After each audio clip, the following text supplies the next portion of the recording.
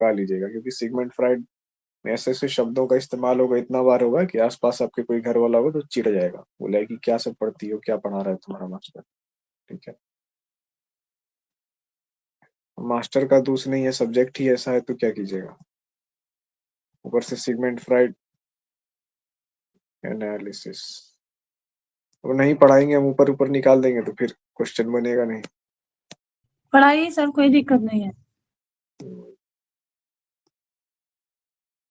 School college में भी ना, मतलब जैसे विमेंस कॉलेज होता है पटना में, वहां पे खूब अच्छा से पढ़ाया जाता है, लेकिन जहाँ भी क्लासरूम होता है ना उस तरह का, तो वहां पे क्या होता है कि नहीं पढ़ाते, क्योंकि बच्चों से बड़ा अजीब होता है। ठीक है, मास्टर्स लेवल में भी आके मैच्योरिटी नहीं होता है, की करेगा, बहुत अजीब लगता है।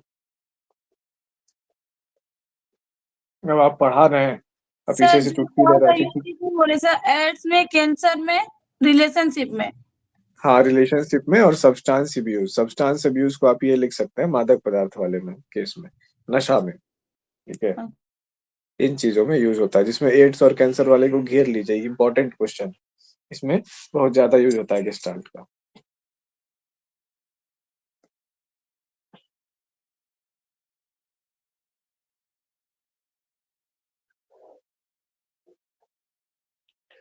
अब देखिए, साइको एनालिसिस में दो चीजें। ठीक है, एक है थ्योरी ऑफ पर्सनालिटी और मेथड ऑफ साइकोथेरेपी। ठीक है, आप साइको एनालिसिस को समझ सकते हैं, साइको साइकिल। ठीक है, आप लोग में कोई ऐसा है क्या जिसको साइकिल चलाने नहीं आता है? मुझे नहीं आता है सर। बाकी सबको आता है ना? पता नहीं सर। जी सर। चलिए बढ़िया।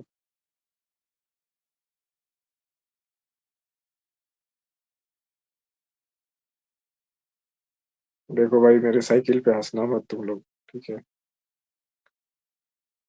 ड्राइंग बहुत अच्छा, लेकिन अब कार्टूनिंग बहुत अच्छा तो नहीं करते हैं, कार्टून ऐसा ही बनता है मेरा।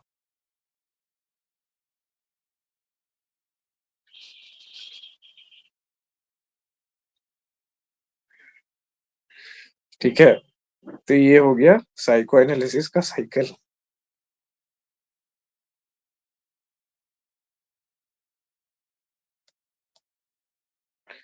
सर अच्छा बना है, लेकिन सीट उल्टा हो गया है और हैंडल उल्टा हो गया, मतलब आगे पीछे हो गया अच्छा, ठीक है, बर्दाश्त कर लीजिए इतना को। ठीक है, तो सीट है, सीट को भी कलर कर दिए हम।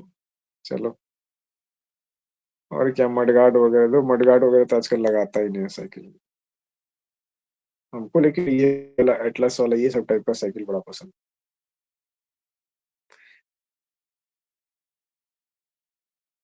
इसको ब्रिटिश स्टाइल का साइकिल कहते हैं, और वो जो आप लोग रेंजर देखते हैं, वो एक्चुअली में इंडियन स्टाइल है, वो इंडिया में डेवलप हुआ है वो डिजाइन। ये वाला जो डिजाइन है, ये ब्रिटिश स्टाइल साइकिल कहलाता है। चलाने में ज्यादा अच्छा यही होता है हेल्थ के हिसाब से, और मजा भी आता है, ताकत भी कम लगती है। तो चलिए, ये जो साइको एनालिसिस का दो साइकिल है ना, ये दो साइकिल किन दो चीजों पर टिका हुआ है? इसके जो दो चक्के हैं, एक चक्का है थ्योरी ऑफ पर्सनैलिटी,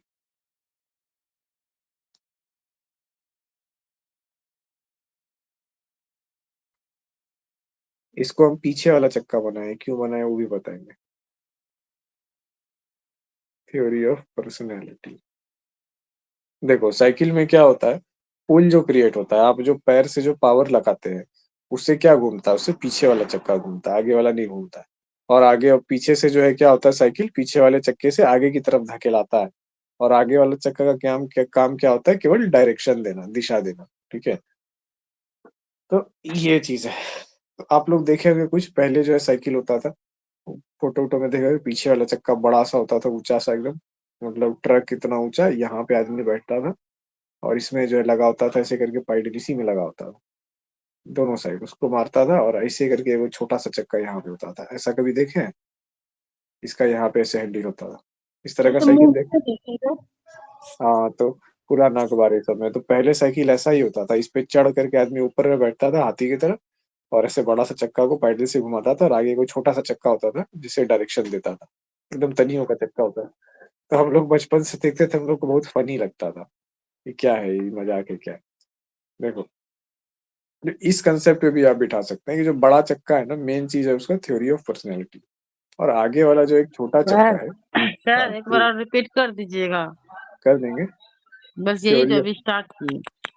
हाँ, तो ये जो थ्योरी ऑफ पर्सनैलिटी है ना, तो साइको एनालिसिस का हम लोग पहले साइकिल निकालते हैं। साइको एनालिसिस के साइकिल में, जैसे साइकिल दो चक्कों पर चलती है, तो इसमें भी दो चीजें मेन है। साइको एनालिसिस जो है, समझ लीजिए एक साइकिल है, ठीक है, इसका नाम हो गया साइको एनालिसिस। तो ये इसके दो चक्के हैं, एक है थ्योरी ऑफ पर्सनैलिटी और दूसरा है मेथड ऑफ साइकोथेरेपी।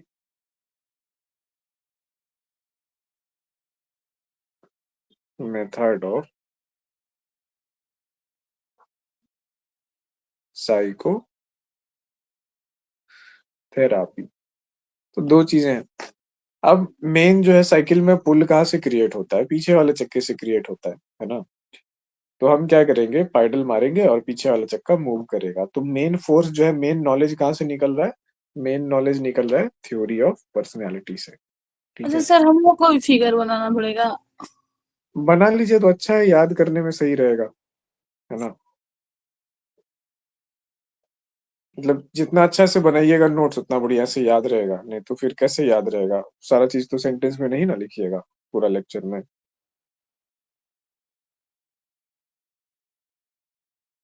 तो थ्योरी ऑफ पर्सनालिटी जो है, वो क्या है, इसका मेन ड्राइवर है। और मेथड ऑफ साइकोथेरेपी क्या है? थ्योरी ऑफ पर्सनालिटी से जो चीजें निकली, उसका हमने मेथड बना करके दिशा दी चीजों को, ठीक है। तो अगला वाला जो चक्कर, ये हैंड साइकिल का चक्का क्या होता है? ये दिशा देने के काम में आता है। तो जो नॉलेज हमारा निकला, उसको हम लोग दिशा देते हैं, ठीक है, साइकोथेरेपी के थ्रू, मतलब उस नॉलेज का यूज करते हैं।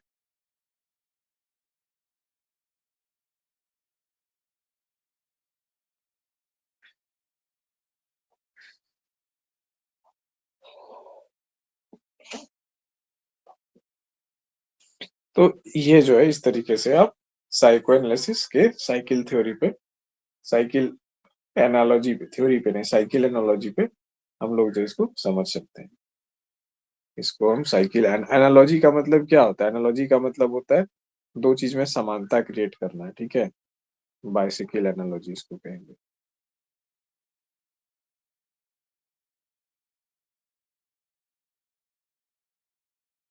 यही इसका स्क्रीनशॉट ले लीजिए, थंबनेल यही बन जाएगा, अच्छा लगेगा, ठीक है। तो बाइसिकल एनालॉजी, ये कल आप किसी अंजलि सिंह को बुलाए थे ना आप क्लास में, क्या क्वेश्चन? जी सर। अच्छा, एक और लिंक शेयर कर।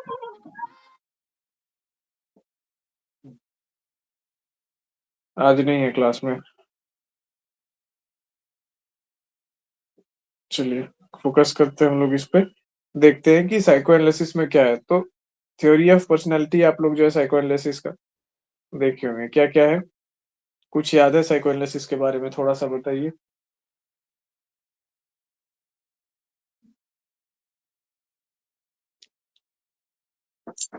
इसमें क्या क्या चीजें आती है? देखिए, इसमें क्या क्या चीजें आती है, कंपोनेंट्स क्या क्या है इसके साइको एनालिसिस के, पहले वो देख लेते हैं। कंपोनेंट्स का अर्थ है इसकी मुख्य चीजें,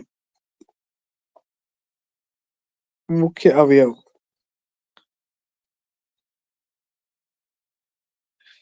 तो सर क्या क्या मुख्य अवयव है इसमें? जो मुख्य अवयव है वो है,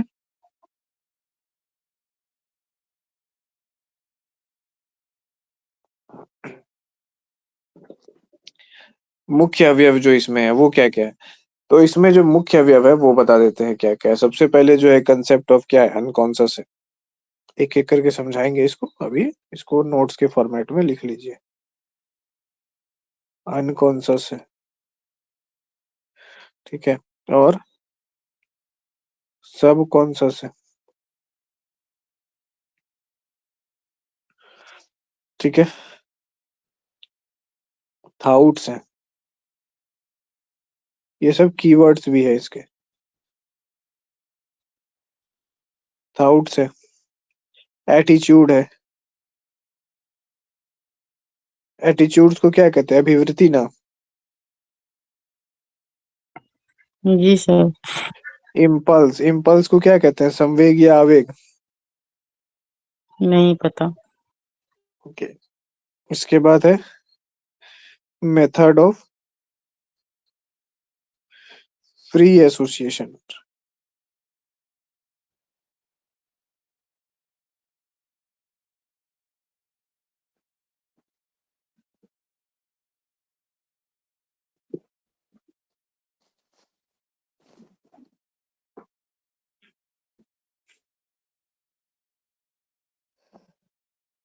तो चलिए, मेथड ऑफ फ्री एसोसिएशन देख लिया हमने।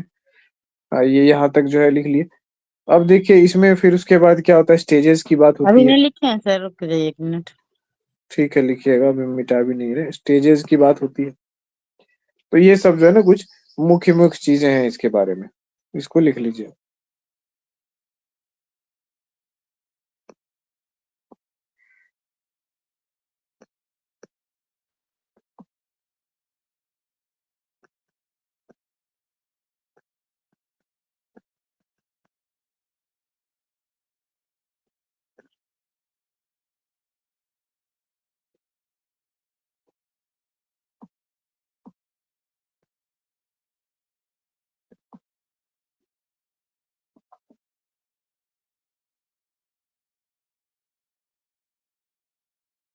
सर मेथड ऑफ फ्री के बाद क्या लिखे हैं? Association, ASSO।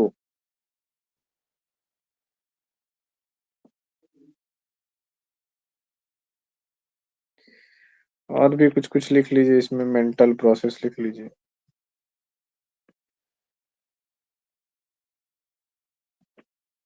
हो गया।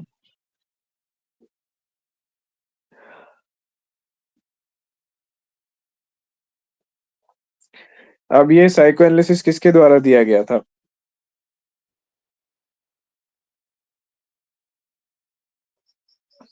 इसके जनक कौन थे? हाँ,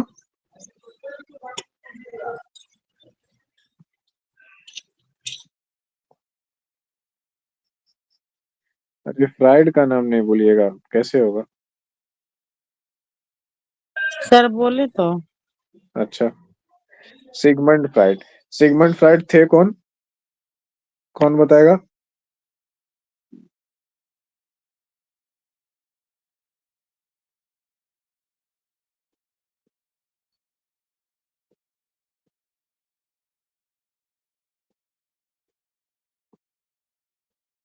न्यूरोलॉजिस्ट कह सकते हैं, न्यूरो सर्जन कह सकते हैं। मत कहिएगा कि साइकोलॉजिस्ट थे सर, ठीक है। साइकोलॉजिस्ट प्रोफेशन बहुत बाद में बना है, साइकोलॉजी सब्जेक्ट बहुत बाद में आया, ठीक है। इसके रूट्स जो है, इसका काम बहुत पहले ही आ गया था। बाद में जब साइकोलॉजी सब्जेक्ट बना, तब इसको साइकोलॉजी के अंदर लाया गया। उस समय साइकोलॉजी नाम का ना कोई सब्जेक्ट था, ना साइकोलॉजिस्ट नाम का प्रोफेशन था। बाद में साइकोलॉजिस्ट उसको कहने लगे जो एमफिल करके लाइसेंस प्राप्त कर लेता है इंडिया में या बाहर भी, दूसरी जगह से जो लाइसेंसिंग बॉडी है, जिसको जैसे मेडिकल लाइसेंस मिलता है, तो वैसे जिसको प्रैक्टिस का लाइसेंस मिल जाता है आरसीआई से, उसको हम लोग कहते हैं, हम लोग साइकोलॉजिस्ट नहीं कहेंगे। ये दुखद बात है। साइंस के लोगों को साइंटिस्ट कहते हैं, लेकिन साइकोलॉजी साइकोलॉजी के लोगों को साइकोलॉजिस्ट हम लोग नहीं कह सकते हैं। वो रिजर्व टर्म है। तो क्या कहेंगे साइकोलॉजी के लोगों को, साइकोलॉजी के एक्सपर्ट को? कुछ नहीं कहते हैं हम लोग, ना साइंटिस्ट कहते हैं ना साइकोलॉजिस्ट कहते हैं, बस नाम से बुलाते हैं, ठीक है। देखे होंगे फलना महोदय चिलाना महोदय, वैज्ञानिक भी नहीं कहा जाता है। तो ये बड़ी दुर्दशा वाली बात है। जिन लोगों को ये चीज डिस्टिंक्शन नहीं पता होता है, आम लोगों को देखिएगा कि हम लोग को भी, हमको भी कितना लोग साइकोलॉजिस्ट नाम से परिचय देता है कि नहीं साइकोलॉजिस्ट है, मतलब कहने का मतलब है कि मतलब क्या एक्सपर्ट है साइकोलॉजी का, तो साइकोलॉजिस्ट है। तो हमको बोलेगा, तब हम उसको समझाते हैं कि देखो ये मत बोलो हमको साइकोलॉजिस्ट, ठीक है। नहीं तो कल को जो है सब कहेगा कि अफवाह फैलाता है अपने बारे में तुम लोग के कारण। तो साइकोलॉजिस्ट नहीं होता है। तो बोले तब क्या कहेंगे? हम बोले कि बस ये कहो कि स्टूडेंट है, ठीक है, या जानकार है, ये कह लो। स्टूडेंट का मतलब ही जानकार होता है एक्चुअली में। जो स्टडी करता है वो स्टूडेंट, तो जो स्टडी करेगा वही ना जानकार होगा। एक्सपर्ट तो बहुत बड़ा वर्ड है यूज करने के लिए। ओह, शायद ही कोई व्यक्ति यूज करे, बहुत सालों की ट्रेनिंग के बाद जाके एक्सपर्ट वर्ड यूज कर सकता है आदमी। 25 साल का हो गया एकदम एक्सपीरियंस ट्रेनिंग उस फील्ड का, तब कहे कि हम एक्सपर्ट है तो चलेगा। केवल पढ़ के कोई कहेगा तो बेवकूफी ना है। तो सही है। अब देखिए नाम जुड़ा है किनका, सिगमंड फ्राइड का। तो सिगमंड फ्राइड क्या हो गए, पापा हो गए साइको एनालिसिस के, ठीक है। तो father of psycho analysis Sigmund Freud, लिख लीजिए। साइको एनालिसिस के पिता। अब साइको एनालिसिस को मनोविश्लेषण कहते हैं हिंदी में, हाँ ये भी लिख ही देते हैं, मनोविश्लेषण।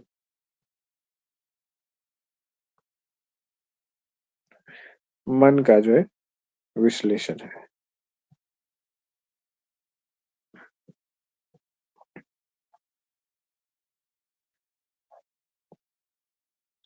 अब मनोविश्लेषण, अब देखिए क्या है, ये सब ऐसा टर्म है ना कि मनोविश्लेषण, आप किसी को बोलिएगा कि हम साइकोलॉजी पढ़े, आप कितना भी साल का प्रैक्टिस कर लीजिए, तो जो है ना कि जो सड़क पे चलता हुआ आदमी होगा जिसको साइकोलॉजी का सही से स्पेलिंग भी नहीं पता होगा, वो बोलेगा तुम साइकोलॉजी पढ़ के ना मन का बात जानते समझते होगे, हम बिना पढ़े हम सब बता देते हैं, सब जान जाते हैं। बोले अच्छा ठीक है बढ़िया।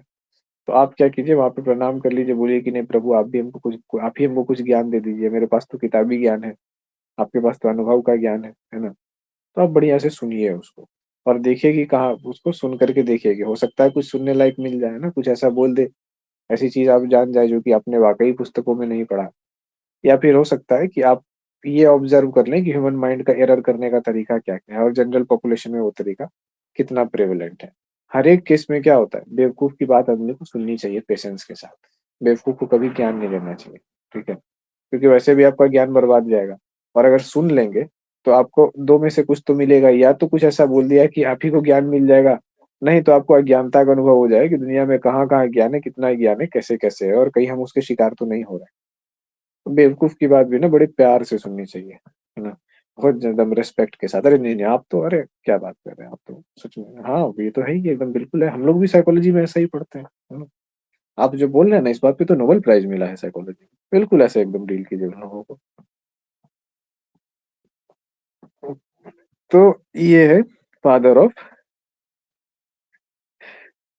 साइको एनालिसिस, मनोविश्लेषण, ठीक है।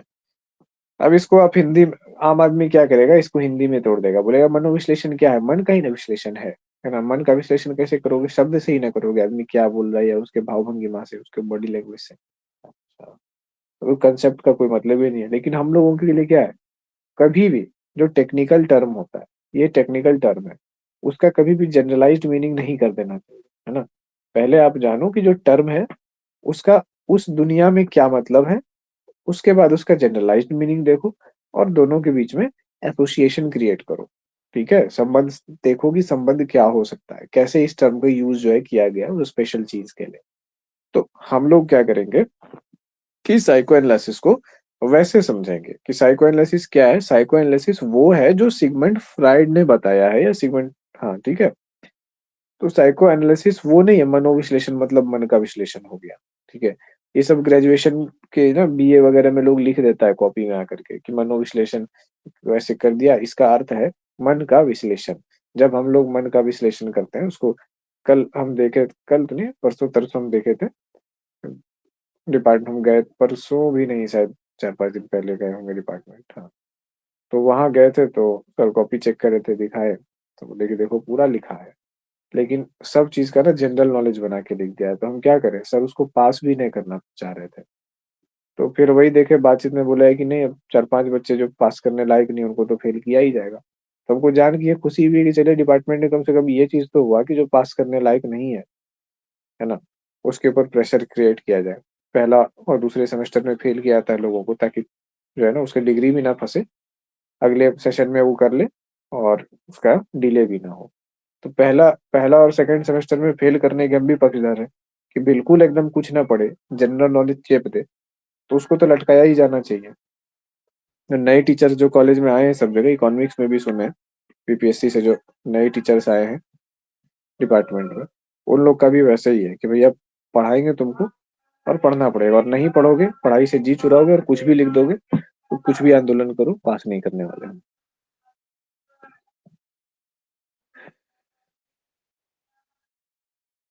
फिर भी छात्रों को अन्याय लगता है। अरे टीचर नहीं पढ़ाएगा और फेल करेगा तब ना तुमको लगेगा कि अन्याय है। जब पढ़ा रहे हैं और आपको पढ़ना नहीं है और आपको फ्री में पास करना है तो आप गुंडागर्दी कर रहे हो। फादर ऑफ साइको एनालिसिस, ठीक है। तो आइए समझते हैं साइको एनालिसिस सिगमंड फ्राइड की भाषा में, कि सिगमंड फ्राइड ने किस चीज को साइको एनालिसिस का नाम दिया। ये जो मनोविश्लेषण, मन का विश्लेषण जो बार बार मन में घुमाते हैं ना, इसको एकदम उठा के निकाल के डस्टबिन में डाल दीजिए अभी। अब देखिए, मेन चीज जो है ना, साइको एनालिटिक थ्योरी टिकी है किस पे, किसके ऊपर, इसको भी बताते हैं।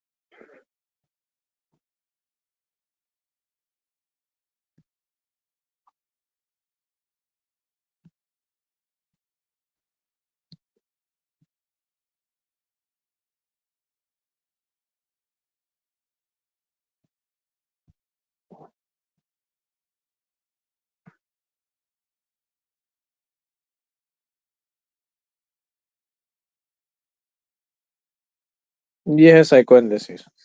और ये टिका हुआ है किस पे, जैसे कि देख रहे हैं स्टूल पे टिका हुआ है। अगर स्टूल नहीं रहेगा तो क्या होगा, जो है नीचे जो है भड़ाम ये गिर जाएंगे, ठीक है। तो ये जो टिके हुए हैं आराम से, किस पे टिके हुए हैं, इसका नाम है द अनकॉन्शियस। आदमी क्या है, आदमी कॉन्शियस होता है। और सामान क्या होता है, सामान में चेतना होती है क्या, नहीं। तो ये जिस पे टिका हुआ है ना, वो है अनकॉन्शियस, ठीक है।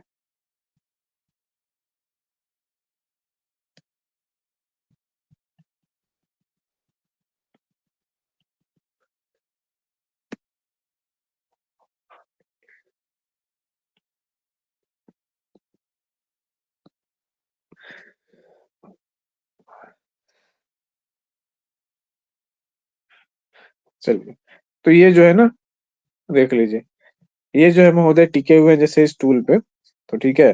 तो ये जो है अनकॉन्शियस यही है जिस पे ये टिका हुआ है। अगर इसको आप हटा दीजिएगा तो क्या हो जाएगा कि पूरा का पूरा थ्योरी फेल कर जाएगा। मतलब इसके बिना जो है ना, इसके टिका हुआ हो ही नहीं सकता। तो साइको एनालिसिस पूरा का पूरा टिका है किस पे, अनकॉन्शियस पे। तो अब सर अनकॉन्शियस क्या होता है, इसको समझते हैं। एक होता है ऑटोमन, ऑटोमन आप लोग समझते हैं। एक स्टूल होता है बैठने का, टेबल होता है, एक होता है ऑटोमन। अब हम आप लोग को दिखाते हैं ऑटोमन क्या होता है। कोई नहीं सुना है ऑटोमन के बारे में क्या। नहीं सर।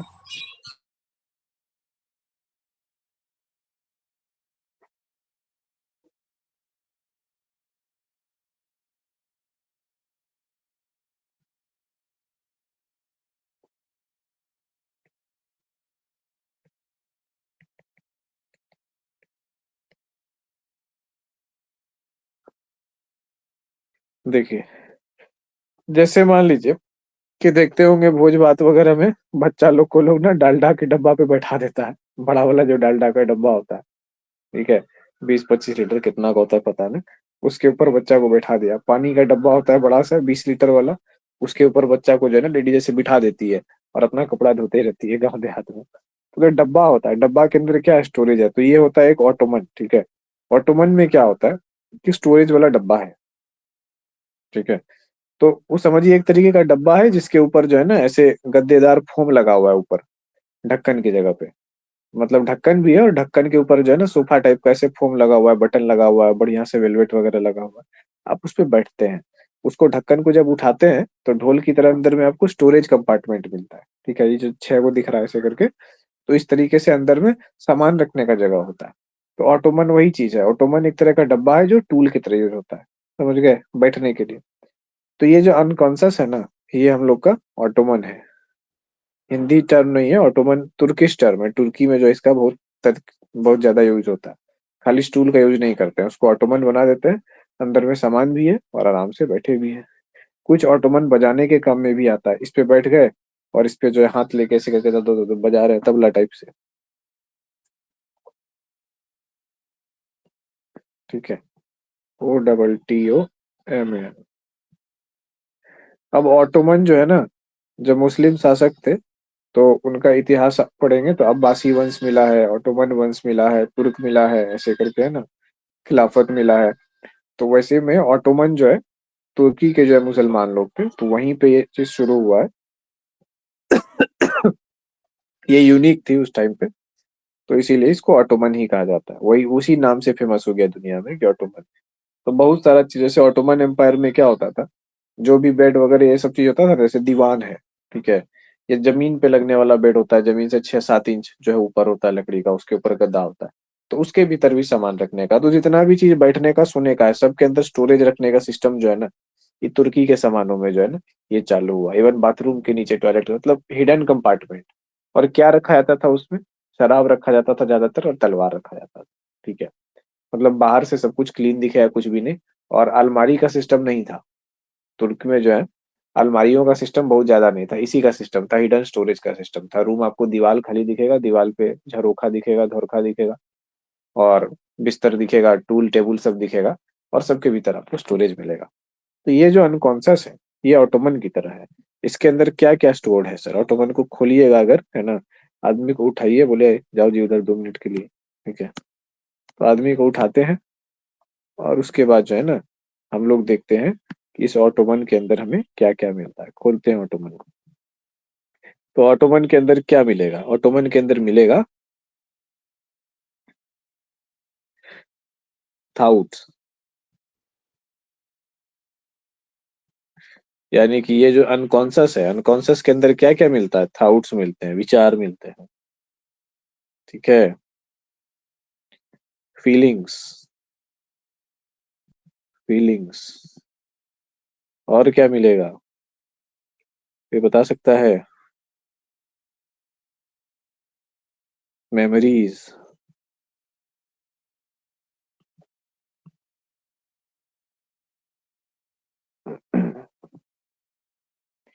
अब देखिए, ऑटोमन के अंदर जो चीजें हैं, क्या वो चीजें दिखाई दे रही है, अगर कोई आदमी ऐसे करके देखेगा, ठीक है, देख रहा है यहाँ से, तो क्या उसको दिखाई देगा ऑटोमन के अंदर क्या है?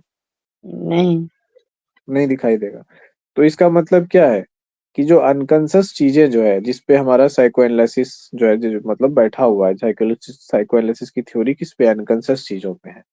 क्या वो अनकॉन्शियस चीजें दिखाई देती है? अब देखो, अगर फिगर बना लेते हैं आप, तो आपको बहुत चीज लिखने की जरूरत नहीं पड़ती, आप देख के ही समझ में आता है, याद आता है। ये आंख बना लिया साइड में, है ना, जो कि ऐसे देख रहा होता है चीजों को, तो इससे पता चल रहा है कि वो दिखाई नहीं पड़ेगा बॉक्स के अंदर। क्यों? क्योंकि ये सारी चीजें क्या है कि बॉक्स के अंदर पैक है, तो ये बाहर से दिखाई नहीं पड़ेगा। अब बिहेवियरिज्म का उल्टा है। बिहेवियरिज्म में क्या था, ऑब्जर्वेबल बिहेवियर, जो बाहर से दिखाई पड़ता है बस वही है। अब अंदर में क्या है, कौन है, वो कैसे जानता है कौन किसके, तो उसकी बात हम लोग नहीं करेंगे। हम लोग बात करेंगे ऑब्जर्वेबल बिहेवियर की। तो बिहेवियरिज्म इसकी बात करता है, लेकिन साइको एनालिसिस किसकी बात करता है, अनऑब्जर्वेबल की बात, जो बाहर से दिखाई नहीं पड़ेगा, जो अनकॉन्शियस के अंदर कैद है, ठीक है। और अब देखिए, अनकॉन्शियस के अंदर चीजें कैद तो है, ठीक है, जरूर है कैद, लेकिन आपकी जो पर्सनैलिटी है, आपका जो व्यक्तित्व है, आपका जो पर्सन है, ठीक है, तो ये जो बैठा हुआ है किस पे, इसी अनकॉन्शियस पे आधारित है। अगर अनकॉन्शियस नहीं हो जाएगा, नहीं होगा, या वो चीजें नहीं होगी, तो ये क्या हो जाएगा, कोलैप्स हो जाएगा, ये गिर जाएगा। तो पर्सनालिटी का जो आधार है वो कहाँ से आता है, अनकॉन्शियस से आता है। बिहेवियरिज्म क्या कहता है, अनकॉन्शियस वगैरह कुछ नहीं होता है, यही कहता है बिहेवियरिज्म कि कुछ नहीं होता है, वो सब सीधा जो है ना, जो स्टिमुलस होता है उसका रिस्पॉन्स करते हैं हम लोग, बार बार स्टिमुलस रिस्पॉन्स करते करते बिहेवियर सेट हो जाता है। बस वही होता है और कुछ नहीं होता है। यही कहता है बिहेवियरिज्म। लेकिन साइको एनालिसिस कहता है कि नहीं, लेयर के लेयर के लेयर, ठीक है, परत दर परत दर परत, पर्दा है पर्दा, वही वाला चीज है। तो उस पर्दे के पीछे जो है पर्दा नशी है, ये जो दिख रहा है ना, यही है पर्दा नशी, पूरा गुड़ का गाछ के तारी यही है, यही सब गड़बड़ करती है। तो क्या क्या है, थाउट्स है, फीलिंग्स है, मेमोरी, जितनी अच्छी चीजें हैं वो भी ये करती है, बुरी चीजें ये भी करती है।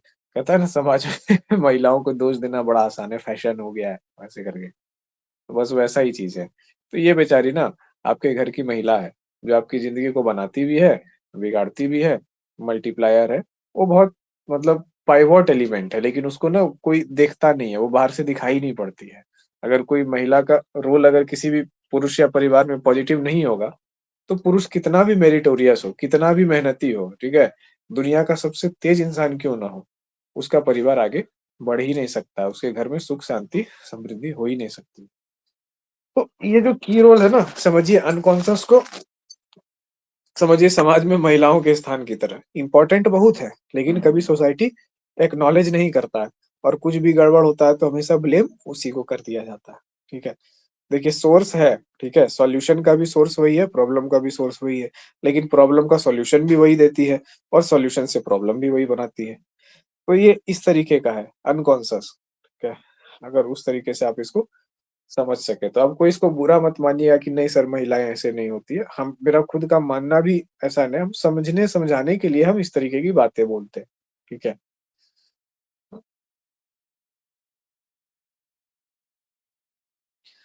और वही चीज है। और जनरली क्या होता है, लड़का सबको देखते हैं हवसी की तरह पीछे पड़ा हुआ है ना, किसी लड़की किसी औरत को देख लिया, अब उसके मन में जो है ना उस तरीके से है, उसका अलग चीज है, रिस्पेक्ट वाली भाव नहीं है, दोस्ती वाली भाव नहीं है, तो उसको हम क्या बोलेंगे, उसको यही ना बोलेंगे भाई लड़की जिंदगी बर्बाद कर देती है, मत जाओ उसके पीछे, डरा देते हैं उसको, ऐसे वैसे ये वो चारों कहानी सुना करके कि भाई जय भी मत करो। कि जाहिर सा बात है, तुम लड़का हो भाई, तुमको घर की जिम्मेदारी उठाना है, तुम जा रहे हो जो अपना सुख की प्राप्ति के लिए, उस चक्कर में जीवन में अपना बहुत कुछ खो दोगे तुम, झूठ मूठ का लड़की का भी जीवन खराब करोगे।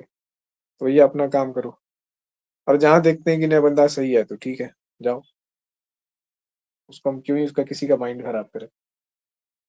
तो यही है कि थॉट्स, फीलिंग्स, मेमोरीज, ये सब क्या है, दबी हुई है इसके अंदर, और उस पे आपका पर्सनैलिटी बैठा हुआ है, जब जरूरत पड़ता है तो उसको निकालता है। जैसे इसके अंदर मान लीजिए ये अचार छुपा के रखा है कोई आदमी, ठीक है, अचार जो है देखते होंगे बड़ा मतलब प्यारा और पर्सनल फेमस सा चीज होता है लोगों का, है ना।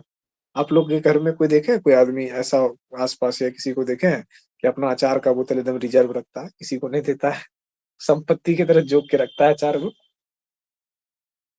नहीं सर, संपत्ति की तरह रोक के नहीं रखते हैं, देते सबको है अगर कोई मांग ले तो। हाँ, तो ये चीज तो है कि मतलब इन जनरल सबके हम लोग क्या है कि अचार है तो कोई भी लेके खा सकता है, लेकिन कुछ कुछ आदमियों का क्या होता है ना, अचार प्रेम बहुत ज्यादा होता है, तो उनको हम तो अलग अलग हटा टाइप का। देते तो सब खा हाँ, जाता है। हाँ बस वही चीज है, उसको वो अचार के बिना उसको खाया ही नहीं जाएगा, और अचार जैसा उसको कुछ लगता ही नहीं है। तो वो क्या करेगा, अपना एक छोटा सा शीशी का बोतल रहेगा, उसमें अचार करके वो हटा के रखेगा, और उसको बचा के रखेगा, सालों सालों तक खाएगा वो अचार को। ठीक है, और फिर तो भी तब खा जाता है सर, चुरा चुरा हाँ के, पता नहीं चलता कब खत्म हुआ। तो ये चीज होता है, हम अचार को अलमारी में ताला लगा के लोगों को बंद करके रखते तक देखे हैं, कि जो है ना कि वैसे करके ताला के, वो देगा सबको, ठीक है, वो निकालेगा जब खाएगा ना तो सबको थोड़ा थोड़ा देगा, लेकिन अपने लिए बचा के जरूर रखेगा। ये नहीं कि तुम अचार लेके खा सकते हो मेरा, और कोई खा गया है मेरा अचार, कौन खा गया, कहाँ चला गया मेरा अचार, क्लेश हो जाता है। तो वैसे ही जो है ना, कुछ प्रिय चीज है आदमी का, प्रिय मेमोरी है, उसको क्या करता है, दबा करके रखता है। जैसे मान लीजिए कि मेरा कुछ प्रिय मेमोरी है, ठीक है, अब उसी मेमोरी से हमको जिंदा फील होता है, हमको अलाइव फील होता है, मेरे लाइफ को पर्पस और जो है उसी मेमोरी से मिलता है, लेकिन वो मेमोरी कुछ ऐसा है कि समाज जो के सामने हम उसको नहीं निकाल सकते, क्योंकि अगर उसको निकालेंगे समाज के सामने, परिवार के सामने, तो परिवार और समाज की व्यवस्थाएं भंग हो जाएगी। तो हम क्या किए, उसको अनकॉन्शियस में दबा करके रखे हैं। उस मेमोरी से जुड़ी कुछ चीजें हैं मेरे पास, कोई सामान है मेरे पास, कोई शर्ट है मेरे पास, ठीक है, कोई खास व्यक्ति है जो जीवन में अब जिससे मिलना जुलना नहीं हो सकता, ठीक है, तो उसका शर्ट है, उसका इत्र है मेरे पास दिया हुआ, उसको हम बड़ा अलमारी में वो चीज़ करके रखते हैं। कभी-कभी जो है ना 6 महीना, साल महीना पे निकाल कर के एक स्प्रे मारते हैं। अब वो घर वाले को समझ में नहीं आ रहा है कि ये जो 10 साल तक इस सेंट रखा हुआ है इतना छोटा-सा, ये कब खत्म करेगा? नया क्यों नहीं लेता? इसका दूसरा बोतल ला देते हैं। अगला कोई आदमी जो है देखता है, आपके साथ वाला तो बोलेगा, ओह! लगता है ये तो इनको बहुत पसंद है। लगाते क्यों नहीं है? बस आपको गिफ्ट कर दिया वो लोग, वही सेम मॉडल आपको इत्र कर दिया। अब आप उसको क्या बोलेंगे कि भाई काहे ख़ास है, कोई ख़ास आदमी हमको दिया है इसीलिए। ये फीलिंग वाला बात है। तो ऐसी जो यादें हैं, जो मेमोरीज़ है, जो अचार है आपका कुछ, वो सब अचार जो है आप छुपा कर के रखते हैं अनकॉन्शियस में, ठीक है? तो उस अचार में किसी को नहीं चाहिए कि भाई उस अचार का ढक्कन खोलो, तुम उसमें फिंगर डाल के निकालो, नहीं मेरा अचार जो है ना वो वहाँ पे रहने दो। तो इमोशन का अचार, ठीक है? मेमोरीज़, पिकल्स, इमोशन पिकल्स कहते हैं, पिकल्स ऑफ इमोशन। उसको छुपा के रखते हैं, फीलिंग्स को रखते हैं, मेमोरीज़ को रखते हैं, थॉट्स को छुपा के रखते हैं। अब बहुत सारे थॉट्स ऐसे होते हैं ना, अब फ्रायड महोदय की बात है तो फ्रायड महोदय ना सीधा-सीधा साफ-सुथरा बोलने में यकीन रखते थे। और फ्रायड महोदय कहाँ से बिलॉन्ग करते थे? पश्चिमी सभ्यता से। अब देखिए, पश्चिमी सभ्यता और पूर्वी सभ्यता में बहुत ज़्यादा अंतर है, ठीक है? इसके मूल चीज़ को समझिए क्योंकि यहीं से समझ में आएगा। अगर इस चीज़ को कोई व्यक्ति नहीं समझेगा ना तो फ्रायड के ऊपर गुस्सा आ जाता है। यार कितना गंदा दिमाग था इसका, ठीक है? देखिए पश्चिमी और पूर्वी सभ्यता में अंतर क्या है? पूर्वी सभ्यता क्या है? पूर्वी सभ्यता का फ़ोकस क्या होता है कि पूर्वी सभ्यता में देखिए कि सेल्फ डेवलपमेंट पे फ़ोकस होता है ना, खुद को कैसे अच्छा बनाओ। पूर्वी सभ्यता में सक्सेसफुल किसको माना गया? सबसे ऊँचा दर्जा किसको दिया गया? बुद्ध को दिया गया, ठीक है? इसको दिया गया, शंकराचार्य को दिया गया, चीन में हुए होंगे, फिर प्रॉफेट मोहम्मद है मिडल ईस्ट में, उनको दिया गया। क्या थे वो लोग? दुनिया के राजा थे क्या? नहीं, फ़कीर थे। किसकी बात की? सेल्फ डेवलपमेंट की बात की। जीसस क्राइस्ट को भी दिया गया, लेकिन जीसस क्राइस्ट के बारे में बात है कि जीसस क्राइस्ट 12 साल तक ना वो गायब हो गए थे और 12 साल के बाद अचानक से वो फिर वापस आए। तो 12 साल कहाँ थे? इसके बारे में कुछ ये लोग बताते नहीं हैं, पर बहुत सारे एविडेंसेस इतिहास में वो लॉस्ट ईयर्स ऑफ जो है ना बाइबल क्या है कलेक्शन है, संकलन है। उस कलेक्शन में उस 12 साल का कलेक्शन गायब कर दिया है और वो कहीं पे मिला इजिप्ट में जाकर के, कहीं के पिरामिड में उसका एक पीस मिला कॉपी। तो उसमें पता चला कि इस 12 साल के दौरान जो है महोदय, जीसस महोदय आए हुए हैं भारत में। तो बहुत सारे संतों का उसमें ज़िक्र है कि वो आकर के फिर तिब्बत में रहे हैं। बुद्धिस्ट जो लोग थे, तिब्बत में जो आपका ये है, तिब्बतन जो बुद्धिज़्म है, वो कहाँ की देन है? वो आपके भागलपुर की देन है। तिब्बत का जो बौद्ध धर्म है, तिब्बती बौद्ध धर्म। पूछिए कैसे? भागलपुर जो है कि विक्रमशिला जो यूनिवर्सिटी थी, वही है तिब्बतन बुद्धिज़्म का सेंटर। यहाँ से लोग जो है उनको भेजा गया था कि जाओ तिब्बत में तुम बौद्ध धर्म फैलाओ। बाद में आकर के जो जला दिया इसको और खत्म कर दिया, तो इसका एक ब्रांच केवल वहीं जीवित रहा। और फिर ये जो यहाँ की यूनिवर्सिटी थी, विक्रमशिला यूनिवर्सिटी, यहाँ पे किस चीज़ की कल्चर कल्चर और पढ़ाई होती थी? जो आपका पुराना अंग का कल्चर था, ठीक है? इसीलिए उसकी स्क्रिप्ट जो है, जो प्राचीन अंग लिपि है, उससे मिलती-जुलती है तिब्बतन स्क्रिप्ट। फिर उसके बाद तिब्बतन बौद्धिज़्म में देखिएगा मंत्र का प्रयोग, तंत्र का प्रयोग, ये सब चीज़ बहुत ज़्यादा होता है। क्योंकि ये जो इलाका था भागलपुर और अंग प्रदेश का और बंगाल ये सब तंत्र विद्या के लिए बहुत ज़्यादा नामी हुआ करता था। तो इसीलिए तिब्बतन बुद्धिज़्म में तंत्र का ये सब का स्थान बहुत ज़्यादा है, ठीक है? प्रैक्टिसेज़। तो कैसे-कैसे चीज़ें देखते हैं ना इन्फ्लुएंस करती है, एक जगह से दूसरी जगह पे। तो वैसे ही करके आपने देखा ना कि एक जगह मिट गया तो दूसरी जगह गया, या नॉलेज गया। तो हम लोग का जो कॉन्शियस एक्सपीरियंस होता है, जब हम उसको सप्रेस कर देते हैं, जब हम उसको रिप्रेस कर देते हैं, जब उसको फॉरगेटफुल ज़ोन में जो है हम ले जाते हैं, तो वो कहाँ चला जाता है? हमारे इस डब्बे के अंदर चला जाता है, अनकॉन्शियस में स्टोर हो जाता है। वो कभी अगर निकला तो निकला, कभी हम लोग जान के निकालते हैं या कभी कुछ बायोलॉजिकल ट्रिगर्स की वजह से ना, वो ये हो जाता है। अब ये चीज़ जो है ना बहुत मतलब ये बायोलॉजिकल ट्रिगर्स की वजह से ये होना जो है वैसी मेमोरीज़ का, ये कई बार बहुत भीषण एम्बैरेसमेंट और परिवार टूटने तक का कारण बन जाता है। फॉर एग्ज़ाम्पल मान लीजिए कि अचार ही है, ठीक है? किसी अचार के साथ आपका किसी मेमोरी आदमी का मेमोरी जुड़ा हुआ है। आपने वो अचार उसके साथ खाया है, टेस्ट किया है। बाद में कभी वो अचार खाएँगे, तो आपके मुँह से अचानक निकल गया, "अरे वाह! ये तो बहुत अच्छा अचार है, ये उसके साथ मैंने खाया था।" जा, ये आदमी कौन था? तुमने इसके साथ अचार कैसे खाया? अब जीवन का अचार बनना तय है तुम्हारा। ठीक है। या अचार खाते-खाते निकल गया मुँह से, सर मुँह से जो है अचार खाते-खाते निकल गया, "अरे वाह! अरे वाह फलाना, तो कितना बढ़िया अचार है ये।" तो अगला कह रहा है, "मेरा नाम तो ये है, ये क्या फलाना वाला बात है?" तो ये इतनी जो है ना, समझ लीजिए कि अनकॉन्शियस, रिप्रेस्ड और ये वो चीज़ें जो है ना, वो कब सबकॉन्शियस बाहर फेंक देता है और उसके बाद क्या होता है। अब देखिए कॉन्फ्लिक्ट कैसे क्रिएट होता है। आप कुछ चीज़ को अंदर दबा रहे हैं, रिप्रेस कर रहे हैं। आपके माइंड, बॉडी और सोल के लिए बहुत ही प्यारी चीज़ है वो, ठीक है? लेकिन मुकम्मल नहीं थी, आपने उसको दबा दिया। वो कभी न कभी जो है ना, चूँकि वो इतना डीपर लेयर्स में चला गया आपके ऑर्गेन्सस के, तो कभी न कभी मुँह से आपका निकल जाएगा। कभी कुछ ये हो गया, ऐसे हो गया। अब इसके कारण क्या होता है ना, दिक्कतें हो जाती है ऑब्वियस है। जैसे मान लीजिए कि आप कहीं हैं, ठीक है? और कोई घड़ी आपको कोई गिफ्ट कर दिया, वो घड़ी बड़ी प्यारी है और आपके नि मुँह से निकल गया, "अरे वाह! ये घड़ी तो उसका फ़ेवरेट था।" हैं? आदमी आपका मुँह देखेगा, "अच्छा, ले स्लिप ऑफ टंग।" तो बोले, "अभी भी तुम उसी के याद में हो जी, हैं? मतलब जब भी देखो उसी का बात करती रहती हो तुम, ये क्या है?" तो ये चीज़ें जो है ना, एक रियल लाइफ़ में इस तरीके की चीज़ें, इसका एक एग्ज़ाम्पल है। दूसरा एग्ज़ाम्पल क्या हो सकता है? दूसरा एग्ज़ाम्पल ये हो सकता है कि किसी बच्चे का चाइल्डहुड बहुत ट्रॉमेटिक रहा। उसने पिता को जो है ना विलेन की तरह देखा। बच्चा क्या होता है, छोटा होता है साइज़ में, विवश होता है। उसको अगर जो है ना एक हाथ पकड़ के ऐसे उठा ले कोई बड़ा आदमी, ठीक है, 20 किलो का बच्चा है, तो उसका सिर्फ़ एक कलाई पकड़ के उठा के हवा में ऐसे उठा लेगा, 5 साढ़े 5 6 फीट ऊपर और टाँग देगा और उसको डराएगा, तो डर के मारे बच्चे की हालत खराब हो जाएगी।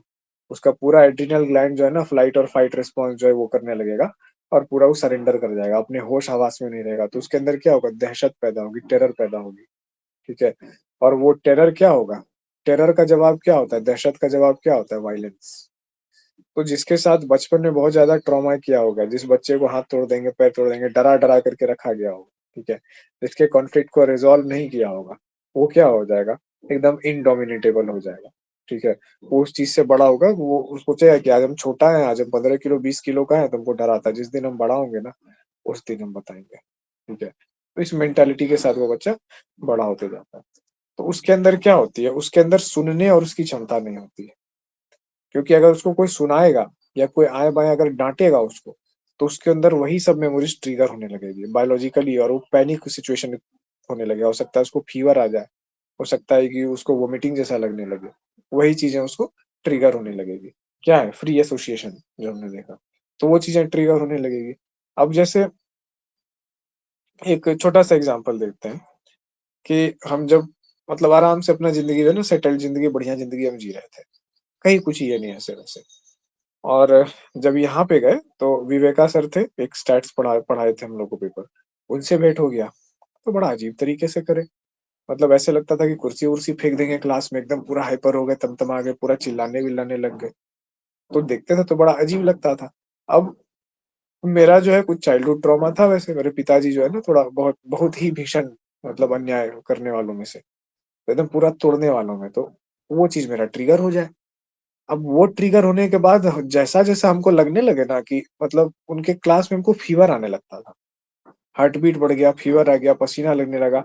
अब बाहर निकले, तो बाथरूम जा रहे हैं बेसिन के पास, तो वहाँ पे उल्टी जैसा वो चीज़ आ रहा है। तो बचपन में ऐसे एकदम कुत्ता की तरह पीटा जाता था। वही सब चीज़ ना मेरी फिर से वो वैसे करके जो है एक्टिवेट होने लगती थी। उनके चिल्लाने से, उनके गुस्सा वो करने से। तो वो मेमोरीज़ क्या हो रही है अनकॉन्शियस से बाहर निकल के ट्रिगर हो रही है, जो रिप्रेस हो गया। अब इसके कारण बड़ा दिक्कत। तो अब इसके कारण जो दिक्कत हो रही है, तो आप क्या कर रहे हैं कि उसका मतलब आप प्रोसेस नहीं कर पा रहे हैं, तो हम क्लास नहीं कर पा रहे थे उनका।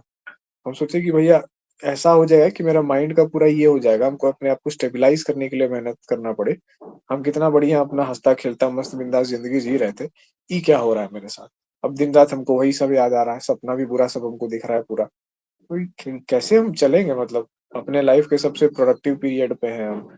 नॉर्मल आदमी से 5 गुना, 6 गुना ज़्यादा काम कर रहे हैं, जो कर रहे हैं उसी में बढ़िया कर रहे हैं। बिहेवियर अच्छा है, माइंड अच्छा है। ये सब क्या होने लगा हमको? तो बहुत दिक्कत महसूस होने लगा, तो हम बोले कि नहीं हम जो है ना हम किसी को कोई रीज़न नहीं दिए, हम बोले कि ठीक है अटेंडेंस घटेगा तो एक ही क्लास करना घटेगा। उस टाइम पे हम लाइब्रेरी में बैठा करते थे, बाहर बैठा करते थे, हम जाते ही नहीं थे क्लास में, कि हमको वो चीज़ नहीं चाहिए। अब सर भी क्या करेंगे? किसी व्यक्ति को क्या पता कि किसको कौन-सी बात ट्रिगर कर देगी, है ना? वो तो मेरा दिक्कत है, हम उसके लिए सर को भी बुरा नहीं कह सकते। सर तो एक्चुअली में बढ़िया ही कर रहे थे, कि जब तक इन लोग को रगड़ेंगे नहीं, डाँटेंगे-डपटेंगे नहीं, तब तक ये लोग सुनेगा नहीं। एकदम ये चीज़ है। लेकिन उसके कारण मेरी चीज़ जो है ट्रिगर हो रही थी, क्योंकि अंदर था एक ट्रॉमा और वो चीज़। तो वो ट्रिगर हो रहे थे तो बहुत डिफरेंट फीलिंग्स आता था। कभी हमको लगता था कि जो है ना कि बता देंगे सर को, दिखा देंगे, कभी लगता था कि जो है ना बाहर मिले तो मतलब ऐसा-ऐसा ज़ोन में मेरा माइंड जाने लगा, वही जो बचपन के थॉट्स आते थे। तब जा कर के तो ये देखिए, ये भी एक सिचुएशन का एग्ज़ाम्पल था कि जिसने चाइल्डहुड में वायलेंस देखा है, वो चीज़ें देखी हैं। तो वो क्या होगा, वायलेंस के प्रति उसका दृष्टिकोण बहुत होगा। तो इसी कारण से क्या हुआ कि मेरा माइंडसेट ऐसा बिल्ड हो गया है कि हिंसा को अत्यधिक और अनियंत्रित हिंसा ही रोक सकती है। तो जहाँ पे भी मेरे साथ हिंसा होता है तो हम इतना ज़्यादा हिंसा कर देते हैं, इतना ज़्यादा हिंसा कर गुज़रते हैं कि उसके बाद जो है ना सब फटकदम हो जाता है। अब जैसे एक बार था कोई मतलब मम्मी को कुछ आकर के बोल दिया, तो हम उसके घर में घुस करके उसका फ्रिज, टीवी-वीवी सब तोड़ दिए, केरोसिन तेल छिड़क करके आग लगा दी, वहाँ पर बीच में खड़े हो गए। बोल क्या करेगा कर? और उसके बाद वहाँ से बाहर आ गए। कोई ना उसके बाद वापस कुछ बोलने आया, ना पुलिस के पास जाने का हिम्मत किया। तो वही था, माँ को आकर के अंड-बंड बोल भी दिया था और मतलब 2-4 आदमी के सामने बोल दिया था। तो वो एक तरीके से हिंसा थी। तो वो एक माइंडसेट वैसे लोगों का डेवलप हो जाता है। तो क्या होता है कि हम अच्छी चीज़ें करने का प्रयास करते हैं कि वो वाला चीज़ जो है ना कोई मेरा ट्रिगर ना करे। जो जो उस तरह का आदमी होता है हमको ट्रिगर करने की कोशिश करता है, हम दूर हो जाते हैं कि भैया प्रणाम, हम हमसे गलती हो गया, हम माफ़ कर दीजिए, हम जा रहे हैं बस। 2 थप्पड़ मार लिया, तो हम कोशिश करते हैं कि हम सह करके चले जाएँ, क्योंकि वो चीज़ को ट्रिगर कर देगा तो फिर वो क्या हो जाएगा पता नहीं। तो इस तरह की चीज़ें हैं। तो ये जो देखो एक एग्ज़ाम्पल दिए हम अपने ऐसे पर्सनल एग्ज़ाम्पल दिए। तो ये क्या हुआ कि ये ट्रिगर कर दिया एक वो चीज़ को, है ना? और हालाँकि उसका फ़ायदा भी होता है कि जब कोई लड़का अपने फ़ादर से फ़ाइट करते हुए जो है बड़ा होता है ना, तो फ़ादर का भी फ़ादर बन जाता है। हर गुण में उसको पछाड़ता है। तो अब मेरे पापा भी जो कम मतलब साधारण आदमी नहीं है, वो दिमाग से बहुत ज़्यादा तेज़, ठीक है? पढ़ाई में बहुत ज़्यादा अच्छा और बहुत मतलब उस आदमी को बीट करना 90% आदमी के लिए इम्पॉसिबल है। और हम बड़े ही हुए यही सोच कर के कि उस आदमी को हर तरीके से हम बीट कर देंगे, हर चीज़ में। तो ये भी एक फ़ायदेमंद वाला चीज़ होता है। लड़की के लिए फ़ादर का ना होना बहुत बुरा होता है, पर लड़के के लिए फ़ादर का ना होना या फ़ादर का बुरा होना, वो वरदान होता है। वो बन जाएगा ना जो कभी नहीं बन सकता था, फ़ादर के छत्र छाया तले। तो ये जो आपने कांसेप्ट देखा, अनकॉन्शियस के अंदर जो एक अचार पड़ा हुआ था, ठीक है? जैसे वो ट्रिगर हुआ तो क्या हुआ, इसने मन खट्टा कर दिया, समझे? तो वो अचार क्या हो सकता है, मन खट्टा भी कर सकता है या वो अचार जो है आपको अच्छे मेमोरीज़ के ज़ोन में भी ले जा सकता है। अब जैसे मान लीजिए किसी स्त्री का विवाह एक ऐसे पुरुष से हो गया, जो एकदम नकारा है, एकदम बेकार है, ठीक है? मतलब कुछ नहीं है, उसको मारता-पीटता है, दाएँ नौकर की तरह उसको समझता है, उसके इमोशंस को एक्नॉलेज नहीं करता है, उसके वर्थ को एक्नॉलेज नहीं करता है और एकदम सड़ी हुई ज़िंदगी है उस स्त्री की, मारता-पीटता है, ठीक है? तो बहुत मतलब एकदम जैसे बोलते हैं कैदी वाली ज़िंदगी। और उस लड़की या उस औरत के अलावा उसके पास जीने का कोई ना रीज़न है, ना कुछ ये चीज़ है, वो चीज़ है। अब उसके पास एक ही ब्यूटीफुल मेमोरी है कि उस व्यक्ति से शादी करने के पहले जो उसका दोस्त था या मित्र था या जो भी साथी था, उसके साथ उसकी बहुत ब्यूटीफुल मेमोरीज़ हैं। जब उसका जीवन पर से विश्वास उठ जाता है, देखती है कि साला कोई भरोसे के लायक ही नहीं है, परिवार का माहौल, ससुराल का माहौल, कोई इंसान है ही नहीं धरती पे, तो उसको उसका याद आता है कि यार वो इंसान था, वो अच्छा आदमी था, अच्छा ये अभी भी है, वो मेरे लिए इतना कुछ किया था। तो मन-मन याद करती है कि जो है ना कि पता नहीं वो कैसा होगा, क्या होगा, कहाँ होगा, कितना अच्छा आदमी था। वो थोड़ा-सा अच्छा ही याद करना ना उसको पावर देता है, उसको पॉजिटिविटी देता है। तो उसी के बल पे बेचारी वो ज़िंदा है, चल रही है। कभी उसका फ़ेसबुक चेक कर ली दूर-दराज से, कभी किसी मतलब वाया मीडिया से उसके बारे में पता कर ली, तो थोड़ा अच्छा लग गया। पूरे डार्कनेस में एकमात्र लाइट क्या मिला उस स्त्री को, ठीक है? उसकी पुरानी याद, ठीक है? जीवन ने एक ही चीज़ ब्यूटीफुल दी थी उसके जीवन में एक टाइम तक, वो आदमी। और अब वो आदमी नहीं है तो कम से कम उसकी यादों के सहारे एक अनकॉन्शियस के अंदर रख करके हम चले। तो ऐसी सर, चीज़ें हम इसमें ह्यूमन। कुछ लिखवाइएगा नहीं? क्या हुआ? इसमें कुछ लिखवाइएगा नहीं? नहीं, इसमें समझने वाली चीज़ें हैं। लिखने का यही है जो आपको सामने नोट्स के फॉर्मेट में लिखा है, इसको सेंटेंस में क्यों लिखाना है? ठीक है? ये लिख लीजिए, जो स्क्रीन पे है ना डायग्राम बना लीजिए और ये लिख लीजिए पूरा। बना लिए सर जैसा तैसा। पर हाँ, ठीक है, लिखवाइए, समझ गए। इसमें तो फिर कैसे याद रहेगा? बुक नहीं है आपके पास? नहीं है सर। तो बुक रखना पड़ेगा ना फिर, क्योंकि अगर हम पूरा थ्योरी आपको बोल के लिखवाने लग जाएँगे फिर पढ़ाने का कोई मतलब नहीं है ना। दो सेंटेंस में सर। लिख ही लीजिए तब अनकॉन्शियस में, जैसे ये सामने है, देखिए क्या है? थॉट्स, फीलिंग्स और मेमोरीज़ हम लिखाएँगे भी तो आपको क्या लिखाएँगे कि अनकॉन्शियस के अंदर थॉट्स, फीलिंग और मेमोरीज़ स्टोर रहती है। तो इसी को ना हम नोट्स फॉर्मेट में आपको ये सामने दे दिए। अगर लिखना चाहते हैं तो लिख लीजिए। अनकॉन्शियस में थॉट्स, नहीं सर, फीलिंग्स छोड़ दीजिए। और मेमोरीज जो स्टोर रहती हैं। उसके बाद जैसे अगर मूवी का एक मान दो लीजिए, लाइन तो वही बता रहे थे। जैसे मान लीजिए कि ये चीज है, अवयव हम लिखाएंगे आपको, तो कैसे लिखाएंगे? साइको एनालिसिस जो है ये दो चीजों पर आधारित है। इसमें पहली चीज थ्योरी ऑफ पर्सनालिटी है, दूसरी चीज मेथड ऑफ साइकोथेरेपी है। और इनके मुख्य अवयव ये सब हैं: unconscious, subconscious, thoughts, attitude, impulse, mental process, method of reassociation. इन चीजों से मिलकर के साइको एनालिसिस बनता है। तो इसी चीज को हम क्या करेंगे, आपको गद्य के रूप में, ऐसे के रूप में लिखाएंगे। वही चीज को ना हम आपको नोट्स के रूप में सामने लिखाए हैं। तो आप इससे सेंटेंस बना के लिख सकते हैं चाहें तो, ठीक है, वो स्वयं कर लीजिए उसको। अगर इसको सेंटेंस के रूप में है कि मतलब सर सेंटेंस के रूप में समझ में आता है, तो इसको आप सेंटेंस बना के लिख सकते हैं, है ना, कि अनकॉन्शियस अनकॉन्शियस में थॉट्स, फीलिंग्स, मेमोरीज जो है इसके अंदर स्टोर रहती हैं। ये लिख लीजिए आप। तो चार्ज फिर कम हो गया। चलो, तो ये जो है सबकॉन्शियस की चीजें जो है ना, अनकॉन्शियस को हम लोगों ने समझ लिया। अभी अनकॉन्शियस को समझना है। सन सबकॉन्शियस बहुत बाद में आता है, ठीक है, बाद में ऐड किया है। फ्राइड महोदय ने क्या किया कि पहले दो ही भागों में बांटा, एक अनकॉन्शियस अनकॉन्शियस और दूसरा कॉन्शियस। बाद में इन दोनों के बीच में एक बफर जोन बनाया गया, ठीक है, वो बाद में ऐड किया गया। इसीलिए अभी हम लोग दो ही चीज पढ़ रहे हैं, अनकॉन्शियस पढ़ रहे हैं और कॉन्शियस पढ़ रहे हैं। कॉन्शियस में क्या है, जो माइंड में सामने है। अब जैसे मान लीजिए कि कई बार कुछ ड्रीम्स होते हैं जो सब अनकॉन्शियस से जो है ना चीजों को कॉन्शियस में ला देते हैं। अब जैसे मान लीजिए कि रिलेशनशिप का एग्जांपल देते हैं, दो लोग साथ में थे, ठीक है, दोनों का रास्ता अलग हो गया, 6-8 महीना साल भर तक आंसू आंसू बहाए। उसके बाद जो है दोनों अपने अपनी जिंदगी में आगे बढ़ गए, ठीक है, 2 साल 3 साल। अब एक दिन जो है ना किसी एक को सपना आ गया कि अगले का जो है ना माथा फूट गया है, ठीक है, अगला हॉस्पिटल में है, अगला अगला मर गया और हम रो रहे हैं, हम उसको जगाने की कोशिश कर रहे हैं। अब वो जगा सुबह में, अनकॉन्शियस से वो मेमोरी कहाँ आ गई, कॉन्शियस में आ गई। अब उसको वही बेचैनी महसूस हो रही है जो उस टाइम उसके साथ रहते वक्त होती, कि जो है ना कि अरे कहीं इसको कुछ हो तो नहीं गया। अब ये बेचैन है कि जो है ना कि यार ऐसा सपना देखें, कहीं कुछ ऐसा तो नहीं हो गया। अब वो कंफर्मेशन चाहिए कि अगला ठीक है कि नहीं, ठीक है, मेरे साथ हो ना हो, हमसे बात करे ना करे, हमको दिखाई दे ना दे, हमको खाली पता होना चाहिए ठीक तो है ना, जिंदा तो है ना, कहीं कुछ हो तो नहीं गया उसको। तो किसी न किसी सोर्स से अगला आदमी पता लगाएगा, या उसका स्टेटस दिखे या कुछ दिखेगा आसपास, एक भी सिग्नल ऑफ लाइफ को देखने की कोशिश करेगा। तो ये चीज क्या है, ड्रीम क्या किया, अनकॉन्शियस से जो है ना किसी चीज को उठा करके ले आया कॉन्शियस में। और ये बैंक है, समझे, यहाँ पे सब कुछ स्टोर रहता है। यही फ्राइड कहते हैं कि कुछ भी खत्म नहीं होता है, ठीक है, कुछ भी ये चीज नहीं होता है। तो इसीलिए फ्राइड महोदय ना बड़े बेबाक थे। वो कहते थे ये जो तुम लाइफ में कंफ्लिक्ट क्रिएट कर रहे हो, ठीक है, इस तरीके से साइकोलॉजिकली, कि कर रहे हो कुछ और, अंदर में रखे हो कुछ और, उस कंफ्लिक्ट से मेंटल हेल्थ इश्यूज क्रिएट होगा, ये होगा वो होगा। तुम्हारा लाइफ टेम्पररी है, ठीक है, इतना साल से इतना साल के बीच में यहाँ पे तुम पैदा होगे, यहाँ पे तुम खत्म हो जाओगे। तो इस बीच में जो तुम मेंटल हेल्थ का चीजें क्रिएट कर रहे हो, परेशानी अपने लिए क्रिएट कर रहे हो, दूसरों के लिए क्रिएट कर रहे हो, इम्प्लीकेशंस क्रिएट कर रहे हो, ठीक है, बहुत सारी चीजें, झूठ सच ऐसे वैसे, क्या करोगे ये सब करके? बोल्ड डिसीजन लो और जो है चीजों को सही करो, ठीक है।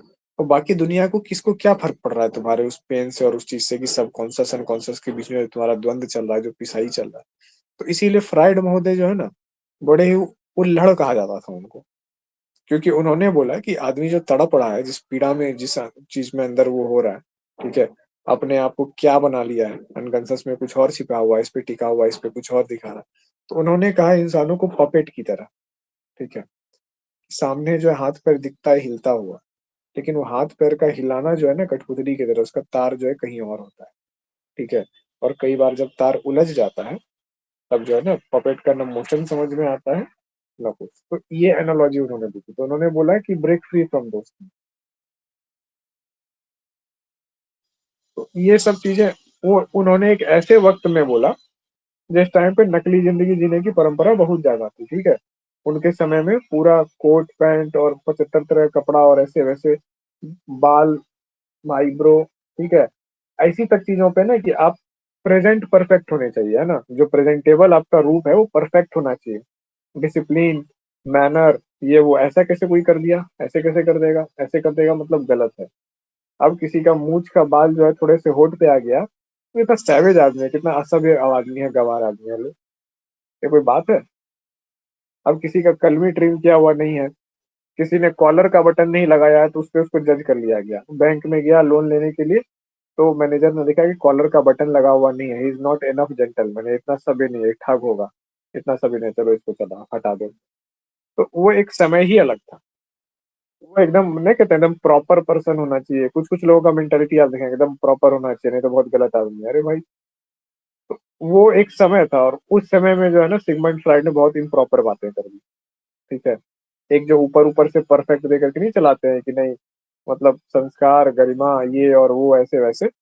उसने क्या किया, बिल्कुल यही बात है कि जो आदमी नहीं कहते हैं कि अपनी अपना कोड, जैसे पैरों में, थाइज में, जांघों में, इन सभी में किसी को कोड हो गया, और ऊपर से पूरा छिपा करके एकदम पूरा प्लेन करके आयरन वायरन करके नए कैसा कपड़ा पहना दिया हो, तो ये आदमी जा करके ना वैसे आदमी का नीचे से कपड़ा उघाड़ दिया कि देखो घाव यहाँ है। ठीक है, बिल्कुल ऐसा ऑफेंसिव काम है। ठीक है, तो ये घाव यहाँ है, तो घाव को ठीक करो ना यार पहले। ये जो तुम ऊपर से ढक करके परफेक्ट होकर के चल रहे हो, और अंदर अंदर तुम्हारा कपड़ा जब घाव में सटता है तो जल रहे हो, तो ये क्यों कर रहे हो?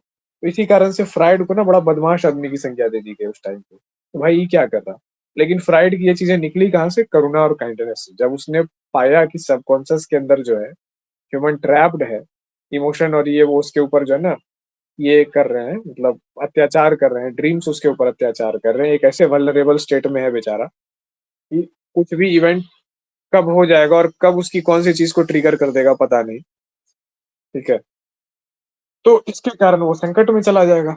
अब जैसे मान लीजिए कि हम अपना एक एग्जांपल दिए वो वाला, कि चाइल्डहुड वाला वो मेमोरीज वगैरह ट्रिगर हो गया इतना साल के बाद। ठीक है, लगभग समझिए कि 25 साल के बाद जाकर के ट्रिगर हुआ। हम सब चीजों को भूल चुके थे, कोई चीज ट्रिगर नहीं कर सकता था। और एग्जैक्टली सेम तरह का आदमी, सेम तरह का आवाज, सेम चिल्लाना से कब कब भूला हुआ चीज जो है ना हम भूल चुके थे, वो निकल करके बाहर आ गया।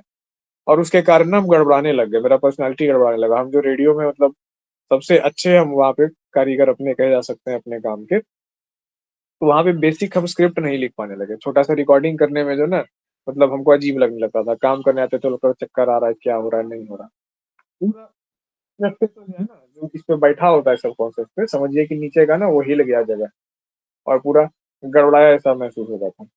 तो खैर इन चीजों को पढ़ते थे, जानते थे, तो फिर रिकवर करने में भी दिक्कत नहीं थी, समझ रहे थे कि क्या हो रहा है मेरे साथ, तो पता भी था कि निकलना कैसे है। तो यही जो है ना अनकॉन्शियस, आज के हम लोग का क्लास का फोकस अनकॉन्शियस ही है। अब इस अनकॉन्शियस जो है, इसमें इन्होंने बोला साइकी, इन्होंने एक टर्म दिया साइकी, इसको समझ लीजिए मन। ठीक है, ठीक है, या अंतर मन समझ लीजिए, या मन के अंदर का भाग समझ लीजिए। इसको इन्होंने बांटा 3 भाग में।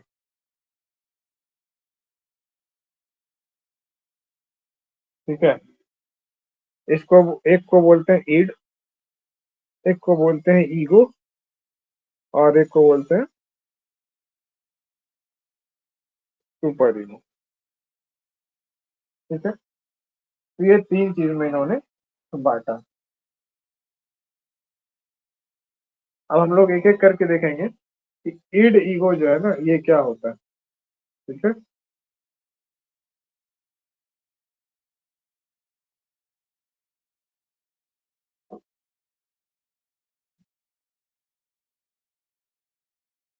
ईड ईगो और सुपर ईगो देखते हैं क्या है। हाँ? चुकंदर पनीर।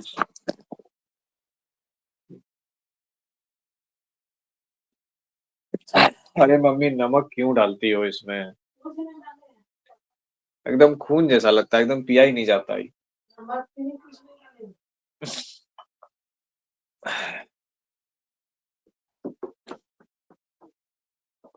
कैसे हम पीते हैं इसको पता नहीं। क्या करें इसमें, चीनी उनी कुछ डाल दें क्या, टेस्ट बदलेगा? ये अंडे का है क्या कि कल कल भी थी?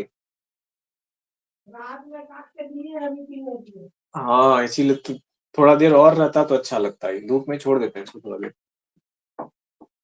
कल दिन का दिया हुआ ना, कल सुबह का दिया हुआ, आज सुबह में जो है बढ़िया से तैयार हो जाता है।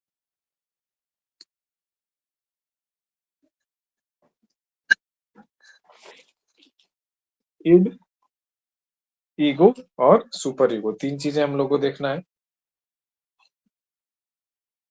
अब देखिए इस 3 चीज का कंसेप्ट क्या है, आप लोग सुने हैं? दैत्य, है ना, मानव और देवता। देवता जो है ना वो सुपर ईगो है, मानव जो है वो ईगो है, और दैत्य जो है वो ईड है। तीनों में बेहतर क्या होगा होना, बताइए तो। हम सबसे पूछते हैं पर्सनली ऐसे, आप तीनों में चूज करते कि आपको क्या होना है तो आप क्या होते? क्या कशा, अगर तीनों में चूज करने का ईड ऑप्शन हो? हाँ, ईड ईड दैत्य होते आप, ठीक है। चलिए निखत आप बताइए। मानव है सर, तो मानव ही रहेंगे ना। हाँ मतलब ऑप्शन होता है कि तीनों में से तुमको के मतलब क्या बनना है, किसमें जन्म लेना है, तो आप क्या चुनते, मानव चुनते? हाँ एकदम मानव। ठीक है, फिजा आप बताइए। ईड होते थे। 8 होते हैं, ठीक है। बाकी और लोग बताइए।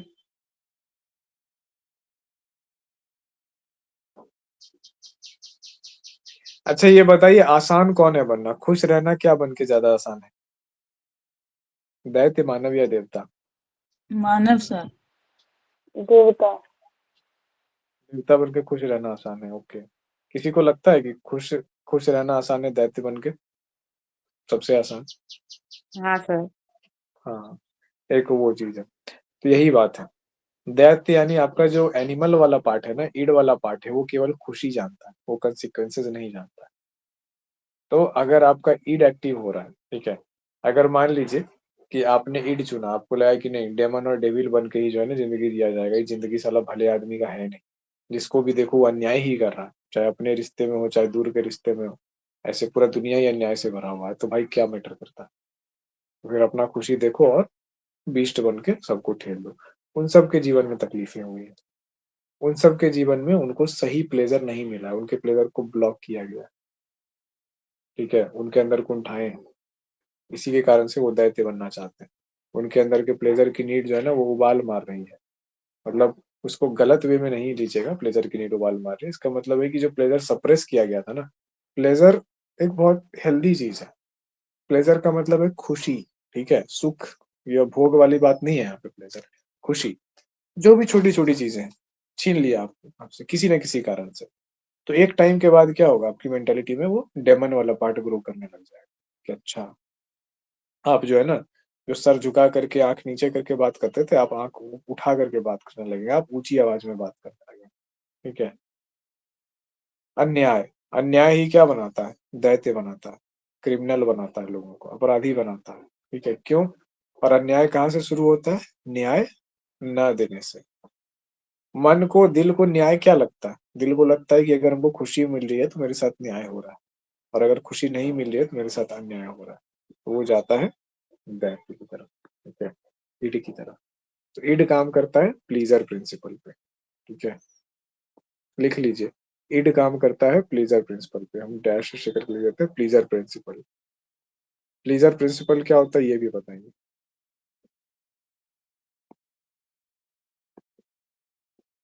जैसे प्लेजर प्रिंसिपल का मतलब है हमको सुख मिल रहा है ना बस, इसके आगे कुछ नहीं, ठीक है। अब ये चीज है कि सपोज मान लो कि ये ईड वाला वो चीज है, हमको घर में हमेशा लोगों ने वार नहीं किया है, ठीक है, हम बचपन से जैसे परवरिश। प्लेजर प्लेसमेंट का क्या बोले, प्लेजर प्रिंसिपल? क्या? आवाज कट रही है आपकी, थोड़ा हम समझे नहीं, एक बार बोले ना। प्लेजर प्रिंसिपल का क्या बोले अभी आप हिंदी में? प्लेजर प्रिंसिपल को हिंदी में क्या बोलिएगा, अरे प्लेजर? मतलब जिसको जो है ना खुद से खुशी मिले, खुद का खुशी का सोचो ना, बस वही सर जो है ना बताएं, इसके अंदर ये हाँ आएगा। हाँ, एड का मतलब प्लेजर प्रिंसिपल, प्लेजर, प्लेजर का मतलब होता है सुख, ठीक है, आप इसको जो सुख सिद्धांत लिख लीजिए तत्काल में, साइकोलॉजी में क्या एग्जैक्टली होता है पता नहीं, सुख सिद्धांत मतलब केवल सुख चाहिए। फॉर एग्ज़ाम्पल अब हम आपको एक बहुत क्रूड सा और अजीब सा एग्ज़ाम्पल देते हैं। फ्रॉइड का पूरा कहानी ही अजीब है और वो इतना डीप घुसता है ना ह्यूमन के अंदर, रिप्रेस्ड चीज़ों के अंदर घुसता है, सेक्सुअलिटी के अंदर घुसता है, मोरालिटी के अंदर घुसता है, रिलिजन के अंदर घुसता है। यानी कि जो-जो ऐसा-ऐसा पॉइंट है ना जो जीवन में कॉन्फ्लिक्ट क्रिएट करता है और बैंड बजा देता है। फ्रॉइड महोदय जो है ना, ये फ्रॉइड महोदय महोदय उन सभी कीचड़ों के अंदर घुसे हैं। तो इसी कारण से फ्रॉइड का जो रिस्पेक्ट करते हैं, तो बहुत ज़्यादा रिस्पेक्ट करते हैं। और जो लोग उनको जो है ना इस वे में देखते हैं कि नहीं ये तो गंदा बात किया है, हम लोग ऐसी बातें ही नहीं करते हैं और फ्रॉइड जो है क्या ही सबको घीक रहा है, फ़िल्थ को घीक रहा है, तो वो लोग उनको वैसे नज़रिए से देखें। लेकिन फ्रॉइड ने आखिर नाली में छलांग लगाई क्यों? ऐसी चीज़ें जो उनको बदनामी दिया जीवन में, ऐसी चीज़ें जो उनको शैतान बोला, क्या-क्या नहीं बोला उनको, इनको इमोरल बोला, उनको बेशर्म, बेहुदा, उल्लड़ बोला। लेकिन फ्रॉइड ने बोला कि वो जो नाली के अंदर जो गंदगी है ना, उसी से तुम बीमार पड़ रहे हो। उस गंदगी को साफ करने के लिए किसी को तो छलांग लगाना पड़ेगा और वो बैड बॉय हम हैं। तो फ्रॉइड ने उन सभी चीज़ों के भीतर घुस-घुस करके ना सब चीज़ को निकाल के एकदम सामने कर दिया और लोगों को लगा कि ये तो बहुत इंडिसेंट है, ये तो बहुत मतलब जो है ना एकदम संस्कार ही नहीं है इसके पास, क्या-क्या बोल रहा है, ठीक है? लेकिन फ्रॉइड वहाँ पे घुस के प्रॉब्लम्स को सॉल्व करते हैं और प्रॉब्लम्स को इतने अच्छे से सॉल्व करते हैं, चाहे साइकोएनालिसिस हो, चाहे ड्रीम वाला वो चीज़ हो या फिर जो है ना क्या बोलते हैं कि आपका क्या है एक है ना हिप्नोसिस है। हिप्नोसिस की भी जो है यहीं से शुरुआत होती है, साइकोएनालिसिस से। तो इनका स्थान जो है ना, जो रिलिजन्स में जो स्थान जीसस क्राइस्ट का, प्रोफेट का, बुद्धा का मिलेगा, वही स्थान साइकोलॉजी में सिगमंड फ्रॉइड का है। जो कोई नहीं किया ना, वो ये करके गए और चाहे हमको तुम सूली पे लटका दो या कुछ भी कर दो। तो प्लेज़र प्रिंसिपल मतलब सुख की चाह। अब जैसे मान लीजिए, कोई लड़का है, ठीक है? वो किसी लड़की को देख कर के ना खुश हो गया।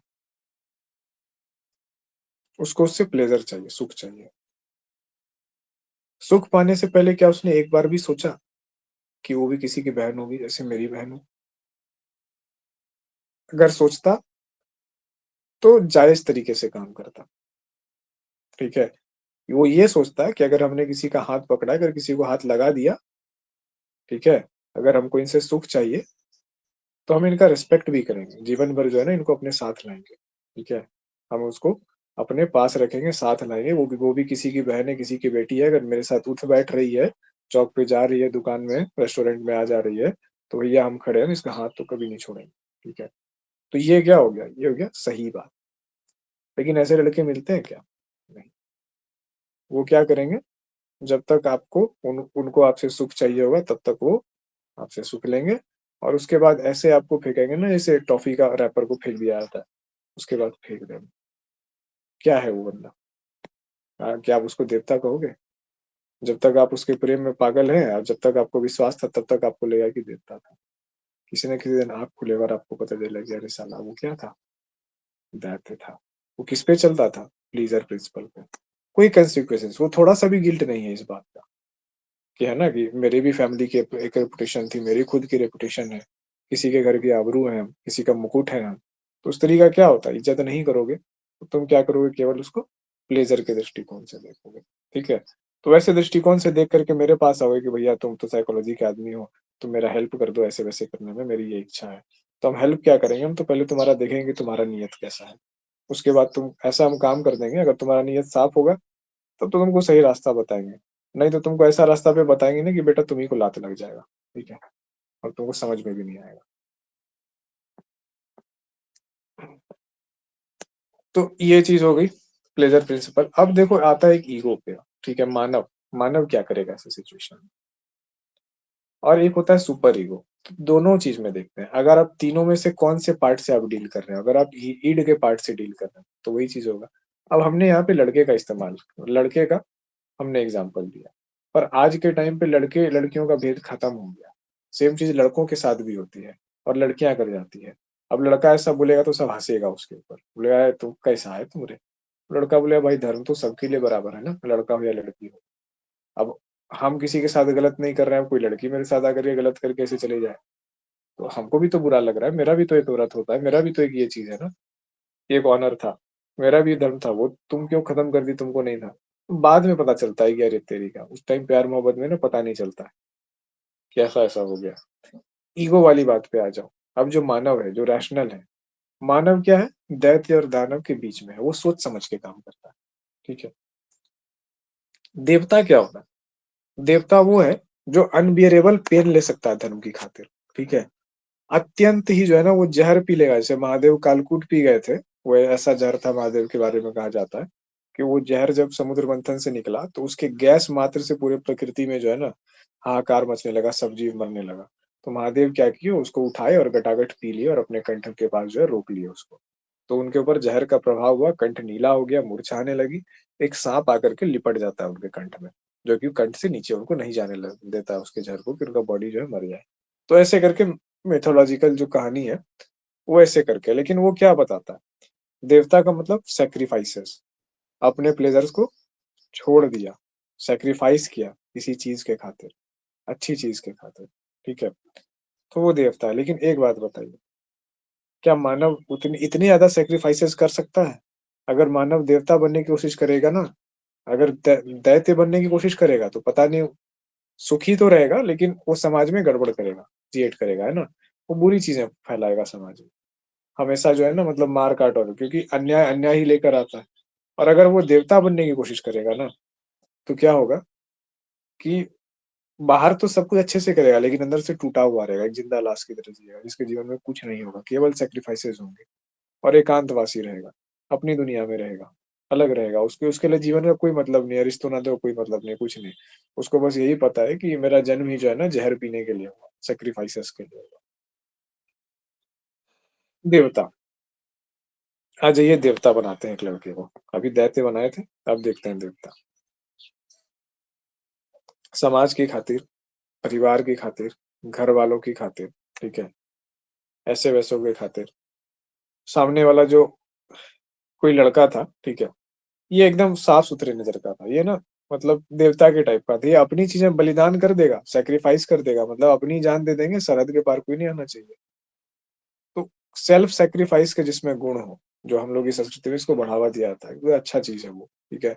आप ऊपर बढ़िए, आप नीचे दैत्य की तरफ मत बढ़िए, शैतान मत बनिए, ऊपर वाले की शक्ति के नज़दीक बढ़िए।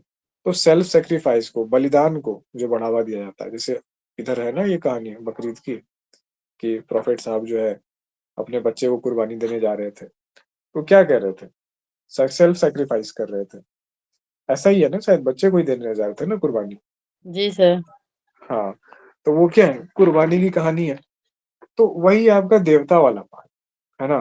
कि भीषण पेन है अंदर में। आपका प्लेज़र जो है ना, प्लेज़र कहाँ चला जाएगा उसके बाद आपको मिलने वाला नहीं है। लेकिन आप अंदर से टूटते हुए, चिल्लाते हुए, बिलखते हुए जो है ना, आप उस चीज़ को कर दोगे धर्म की रक्षा के लिए। धर्म की तो रक्षा हो जाएगी और उसके बाद वहीं पे आप खत्म हो जाओगे।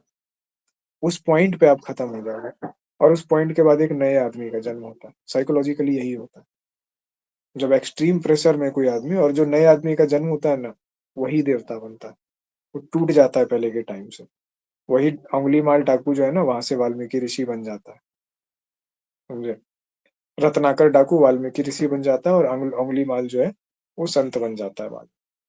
तो वही एक पॉइंट होता है। एक्सट्रीम सैक्रिफाइस ना आपके बाहर की सब चीज़ों को तोड़ देता है और एक टाइम के बाद लगता है कि जिस प्लेज़र का हम चेज़ कर रहे थे, जिस सुख की चेज़ कर रहे थे, तो एक छलावा था, एक भ्रम मात्र था। अब हम कितना सही फ़ील करते हैं, हमको प्लेज़र चाहिए ही नहीं, हम प्लेज़र चेज़ ही नहीं कर रहे हैं। और चूँकि हम प्लेज़र और सुख का पीछा नहीं कर रहे हैं और बाहर से कहीं से नहीं मिल रहा है, तो हम अपने आप खुश हैं। ये क्या मैजिक हो गया, ठीक है? तो ये थोड़ा एक्सपीरियंस करने की चीज़ है, इंटरनल चीज़ है, जो व्यक्ति को एक्सट्रीम सैक्रिफाइसेस करने पड़े जीवन में, इस हद तक टूट गया कि उसकी आइडेंटिटी खत्म हो गई सब चीज़, तब जाकर के उसके अंदर ना ये वाला चीज़ बनता है। लेकिन वो एक अलग बात है, हम नॉर्मल लोगों की बात करते हैं। नॉर्मल लोगों में सुपर ईगो से आप काम किए तो क्या हो जाएँगे, आप टूट के बिखर जाएँगे। आपका नीड जो है एक एक तरफ होता है प्लेज़र प्रिंसिपल, अब देखिए सुपर ईगो किस पे काम करता है? सुपर ईगो काम करता है मोरालिटी पे, ठीक है? नैतिकता।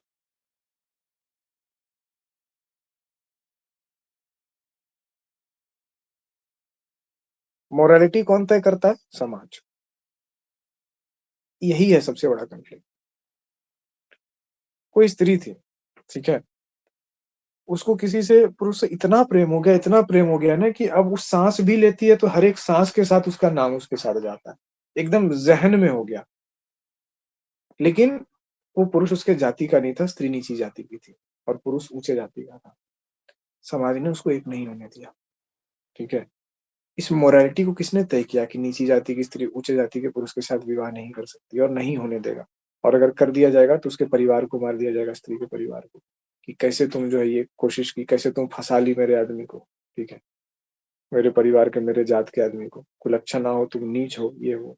भारतीय समाज में तो ऐसी चीजें होती रही। तो ये जो मोरालिटी तय किया, किसने तय किया? समाज ने तय किया। अक्सर आपको लगेगा कि ये जो है ना, ये फालतू की बात है। एक तो आदमी पैदा हुआ है तो कोई माथा पे स्टाम्प लेके तो पैदा नहीं जाति का, एक काल्पनिक व्यवस्था में तुम उसको डाल दिए और फिर उसको जो है उसको टॉर्चर कर रहे हो वैसे करके। किसी के माथे पे लिखा हुआ है कि वो ब्राह्मण है कि हिंदू है कि मुसलमान है, क्या किसी के माथे पे नहीं लिखा हुआ है। एक ऊपर से ठप्पा है जो लगा दिया जाता है, उसका क्या मतलब है वो भी नहीं पता। तो इस मोरालिटी के कारण उसने किसी को सैक्रिफाइस कर दिया। ठीक है, सुपर ईगो के जोन में जाके। लेकिन उसकी जो नीड थी, उसका जो प्लेजर प्रिंसिपल था, जो उसको सुख मिलता था, सुख का मतलब ये नहीं कि केवल शारीरिक सुख या केवल लालच का या मानसिक सुख। ठीक है, सुख का बहुत सारा मतलब है कि इमोशनल बॉन्डिंग भी है। ठीक है, अच्छा लगता है किसी के पास, एकदम पवित्र रिश्ता है वैसे करके, एकदम स्नेह है, मतलब वो जो उसका प्रेम था वो इबादत में बदल गया, ऐसे करके है। और फिर भी जो है ना उसको छीनना पड़ेगा, तो उसका वो जो प्लेजर प्रिंसिपल वो क्या हुआ, कॉम्प्रोमाइज कर गया। उसका हृदय का एक पोर्शन हमेशा रोते रहेगा उस चीज के लिए, और शायद उन चीजों से कभी न कभी उसका विश्वास भी उठ जाए और समाज से वो डिटैच भी हो जाए। बन जाएगी क्या, मीराबाई। दुनिया से कोई मतलब नहीं, भगवान के चरण में बस वही जप रहे। तो ये भी देखो कि क्या किया सुपर ईगो ने। इड में जाते हो तो स्वयं की, है ना, दुनिया गई भाड़ में, हम खुश रहे, तो फिर ये चीज है। और इधर जाते हो तो दुनिया जो है खुश है और हम चले गए भाड़ में। बैलेंस का पॉइंट क्या है? मध्यम मार्ग मानव, है ना। तो इसीलिए जो बोला कि हम मानव ही बनना चाहेंगे, तो बधाई हो उसको। ठीक है, जो देवता बनना चाहेगा, भाई मत जाओ उस रास्ते, बहुत ज्यादा पीड़ा है, इतनी ज्यादा पीड़ा है कि खत्म हो जाओगे, और खत्म होने के बाद अगर बच गए तो कुछ नया ही बन जाओगे, और नहीं बचे तो फिर कुछ नहीं हो सकता है। दैत्य बन गए तो समाज तुमको बचने नहीं देगा। ठीक है, देवता बन गए, बाहर से सब कुछ ठीक होगा, अंदर से जो दिक्कत होगा। तो बीच का क्या है? मानव। मानव क्या करता है? लॉजिक लगाता है। अब देखिए दैत्य का, दैत्य को कोई स्त्री पसंद आ गई। रामायण में आप लोग सुने होंगे, शूर्पणखा एक जो है दैत्य लड़की थी। तो उसको जो है ना राम या लक्ष्मण कोई पसंद था, हमको एग्जैक्टली याद नहीं है, शायद राम, तो हाँ राम ही पसंद थे उसको। हाँ, राम पसंद थे उसको। तो उसको राम से शादी करना था, तो राम से शादी करना था तो चली गई। पता चला कि जंगल में राम है, अब सीता है पत्नी, तो क्या हो गया? ठीक है, पत्नी है तो क्या हो गया, पत्नी है तो है, हमको शादी करना है, हम भी बन जाएंगे पत्नी। वो चली गई सीधा जंगल में कि राम कहाँ हो, राम हमको तुमसे शादी करना है, चलो शादी करते हैं। ठीक है, क्या था? Pleasure principal. कोई मान मर्यादा समाज उमाज ऐसा कुछ नहीं। राम देख के शौक है, ये क्या है, मतलब शादी करना है तो ये तो वैसे ही बात हो गई। उसका भाई क्या किया? ठीक है, शूर्पणखा का भाई रावण क्या करता है? अब राम की पत्नी है तो क्या हुआ, हमको पसंद है हमको शादी करना है, तो क्या करेंगे? सिंपल है, ले जाओ उठा करके ले आओ, रख लो, शादी कर लेंगे बस। कोई वो चीज नहीं, धर्म का ये नहीं, कुछ नहीं कि किसी की पत्नी है, वो किसी के घर की इज्जत है, दो परिवारों की इज्जत है, मिथिला की इज्जत है। ठीक है, उसके बाद जो है रघुवंश की इज्जत है। उस सबसे कुछ नहीं होता। ठीक है, हमको मन किया, हमको पसंद हुआ, हम अपना सुख का प्राप्ति करेंगे, उठा के ले आएंगे। दोनों भाई बहन वही किया। ठीक है, तो गया लक्ष्मण जो, ये तो लक्ष्मण बोल रहा है, समझाने का कोशिश कर रहा है उसको, ऐसे वैसे ने तो समझाने की कोशिश कर रहा है, तो इसके ऊपर इतना ही खुमार चढ़ा हुआ है कि अब इसको लक्ष्मण ही से प्यार हो रहा है कि वाह कितना क्यूट है, कितने अच्छे से समझा रहा है, कितना संस्कारी है। अब दैत्य में तो तुमको मिलेगा शराबी, घमंडी। ठीक है, और मानव तुमको लगा कि जो है ना, यार ये तो बड़ा सही है, बड़ा जेंटलमैन बंदा है, तो अब उसको प्रपोज कर रही है शादी के लिए। इसको आ गया गुस्सा, काट दिया उसका नाक, तो भाग यहाँ से, राक्षसी कहीं की। तो यही है दैत्य, कंसिक्वेंसेस की चिंता नहीं करता है। किसी की बीवी को उठा के ले आया और पूरे अपने सोने की लंका को शमशान बना दिया, पूरा अपना राजकाज खत्म कर दिया। इतना पावरफुल उसको कहा गया था कि नवों ग्रहों को, सारे देवताओं को बंदी बना दिया था, तीनों लोग का राजा बन के बैठा था, लेकिन चुल मचा हुआ था अलग चीज का। ठीक है, तो यही है दैत्य। इसके बाद ईगो। मानव क्या करता है, जैसे दैत्य को विवाह करना है तो सीधा जाएगा उठा के ले आएगा, भाई हमको किसी की बेटी पसंद आ गई, घर घुसे, 4 गो स्कॉर्पियो लेके बंदूक ताने लड़की को लेके चले गए, फरार है, 2 साल से लड़की का अता पता नहीं कहाँ है। 3-4 साल के बाद आए तो बाल बच्चा के साथ आए, कौन क्या बिगाड़ दिया, ठीक है। ये बनने पे आप तब आ जाएंगे, कोई भी व्यक्ति या कोई पुरुष, जब आपके साथ एकदम भीषण अन्याय और अपमान कर देगा ना, तब आप बोलेंगे रुको, अब हथियार उठाएंगे और अब अपने प्रेम की जो प्रेमिका है उसके घर में घुस के लाएंगे, उठा के ले जाएंगे। ईगो क्या करता है? ईगो रैशनलाइज करता है। ईगो सोचता है कि नहीं, शादी तो इसी से करना है, ठीक है, लेकिन लेके भागना भी तो ठीक नहीं होगा, दो परिवार की इज्जत है, ठीक है, ये सब काम होगा नहीं। तो क्या करते हैं, थोड़ा पढ़ाई लिखाई करते हैं, मेहनत करते हैं, अपने आप को सक्षम बनाते हैं। अगर व्यापार कर रहे हैं तो बिजनेस में दिमाग लगा के अपने आप को अमीर बनाते हैं। आज इससे भेंट हुआ तो जो सीरियस बंदा होगा ना, वो जिस दिन लड़की से भेंट होगा और ये सोच लेगा कि हमको इससे शादी करना है, उस दिन के बाद से उसका ध्यान आशिकी में कम और काम में ज्यादा रहता है, ठीक है। तो पूरा उसको लगा रहता है, भैया जल्दी जल्दी काम करके जल्दी से सेटल करो, क्या पता है दूसरा किसी से ब्याह दे। तो चढ़ जाता है करियर के रास्ते पे। यही है मानव। मानव क्या करता है, उस इच्छा को पूरा तो करता है लेकिन एक सही तरीके से, ठीक है। अगर उसको नीड है, फिजिकल नीड है, कुछ भी है, तो वो विवाह करेगा। ऐसे नहीं कि किसी की जो है बहन को ऐसे छेड़ते चलेगा और उसको मूर्ख बना दिया, उसको सपने दिखा दिया, उसके इमोशन का फायदा उठा लिया और उसको यूज करके छोड़ दिया। ये दैत्य का काम है। ये क्या करेगा, रैशनलाइज करेगा। ये जबरदस्ती विवाह भी नहीं करेगा, ठीक है, और चीजों को प्रॉपर ढंग से करेगा। तो ईगो क्या होता है, लॉजिक लगाता है। ईगो दोनों को बैलेंस करता है। और ये सुपर ईगो वाला भी काम नहीं करेगा कि जा तुझे छोड़ दिया, जा सिमरन जा। इतना भी ग्रेट नहीं है ये, कि जा सिमरन जा करके हम पूरी जिंदगी जो है ना रह सकते हैं सिमरन को याद करते हुए कि बेटी चली गई मेरी। तो कोई पुरुष अगर किसी स्त्री को प्यार करता है तो बेटी या बच्चे के नजर से ही देखता है एक्चुअली में, अगर वो प्रेम करेगा उससे तो। और अगर वो वाली चीज नहीं है उसमें तो उसका प्रेम उतना समृद्ध नहीं हुआ है, ठीक है। वो धुल जाता है, पहले लाल रंग डेवलप होता है, लाल मरून होता है, मरून फिर धुल जाता है और उसके बाद श्वेत हो जाता है, सब सफेद हो जाता है। तो ये वाली चीज तक वो नहीं, ये वाली चीज जो है वैसे करके होगी। तो ईगो क्या करेगा, उसको बैलेंस करेगा किसी भी नीड को सही तरीके से। जैसे भूख लगी हुई है, बाहर दुकान में ब्रेड है, गए छीन करके लेके आ गए, भाग गए, चुरा लिए, खा लिए। कहाँ से चैनलाइज हुए, ईड से। ईगो से क्या हुआ, भूख लगी थी, देखा, भूख लगी है तो भूख क्या करवाएगा, चोरी करवाएगा, छिनतई करवाएगा। चोरी छिनतई नहीं करेंगे, जाके काम करेंगे, काम करके 2 पैसा कमाएंगे और 2 पैसा लेकर के जाकर के ब्रेड लेकर के आएंगे। ये हो गया तरीका से। और सुपर ईगो क्या करेगा, सेक्रीफाइस करेगा उसको। सुपर ईगो बोलेगा झूठ को मिटाओ, झूठ को हटाओ। ये मतलब भूख, भूख कुछ नहीं है, भूख एक भ्रम है, भूख नहीं होता। वो भूख को दबाएगा, बोलेगा कि नहीं गलत है, भूख तुमसे गलत काम करवा रहा है। तो भूख क्या गलत काम करवा रहा है सर, भूख तुमको या तो चोरी करने की तरफ भेजेगा, वो भी गलत होगा, या तो तुम्हें पैसे कमाने की तरफ भेजेगा, जिसमें तुम ग्रेट काम नहीं कर पाओगे। तुमको ग्रेट काम करना है, तुमको जॉब 9 to 5 के चक्कर में नहीं पड़ना है, तुमको दुनिया को बदलना है, तुमको लोगों की सेवा करनी है, तुम्हारे में वो क्षमता है। तो ऐसे सभी लोगों को भूखे रहना पड़ा है जीवन में। भूख से लड़े हैं, नींद से लड़े हैं, खाली पेट से लड़े हैं। अगर वो जॉब पकड़ लेते तो फिर 9 to 5 में रह जाते। तो जो लोग भी दुनिया में बड़े-बड़े परिवर्तन किए हैं, उनको पीड़ा सहनी पड़ी है। उन्होंने नौकरी और बेरोज़गारी के ऊपर बेरोज़गारी को चुना है और उस बेरोज़गारी के पीरियड में खुद को तपाया और बनाया है, ताकि उनको जीवन में कुछ बड़ी चीज़ करनी है, दुनिया में कुछ बड़ी प्रॉब्लम को सॉल्व करना है, कुछ चीज़ उनको क्रिएट करना है और वो नहीं हो पाता। तो क्या होगा, 19-20 साल में जॉब पकड़ लेंगे, उसके बाद आराम से जो है खाएँगे, पिएँगे, जिएँगे, ब्रेड तक ही सीमित रह गए।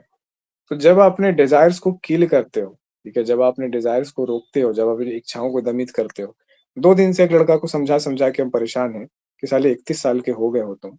अब तुम्हारे पास 1-2 साल है मात्र और वक़्त अपने जीवन को सही लाने का। 3-4 साल बाद तुमसे छोटा-छोटा बच्चा तुमसे उँगली दिखा के ना ऐसे लहजे में बात करने लगेगा कि तुमको लग गया है कि अरे यार! यही मेरा ये चीज़ है और तुम क्या लड़की के पीछे पड़े हुए हो। बाद में तो तुम नहीं कर सकते हो, 1-2 साल ले लो छुट्टी। 1-2 साल गायब हो जाओ पूरे सब जगह से और अपना करियर और सब चीज़ बिज़नेस जो भी है उसको बना करके ये कर लो। नहीं, लेकिन महोदय को 31 साल में जाके करना है हासिल। उसको चाहिए तो अभी ही चाहिए। समझा-समझा के थक गए, फिर भी उसी रास्ते जाएगा तो जाओ, करो अपना ज़िंदगी बर्बाद। मेरे पास काउंसलिंग के लिए मत आओ। तो यही है, अगर वो उस टाइम अपने सुपर ईगो से चैनलाइज़ करता, देखता कि अभी जो मेरी नीड है, ठीक है? अभी जो मेरा एकांत है, मेरा अकेलापन है, उसको मिटाने की जगह हम उसको भूल करके अपने दूसरे फ़ोकस पे ध्यान दें। तो क्या होगा, वो हायर गोल्स की तरफ बढ़ेगा। तो हायर गोल्स की तरफ बढ़ेगा तो उसको सक्सेस मिलेगी। यही काम होता है एक मानव का।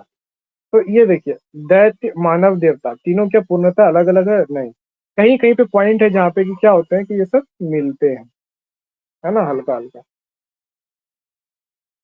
और ये ईगो एक बाउंड्री होती है, इसको कहते हैं ईगो बाउंड्री।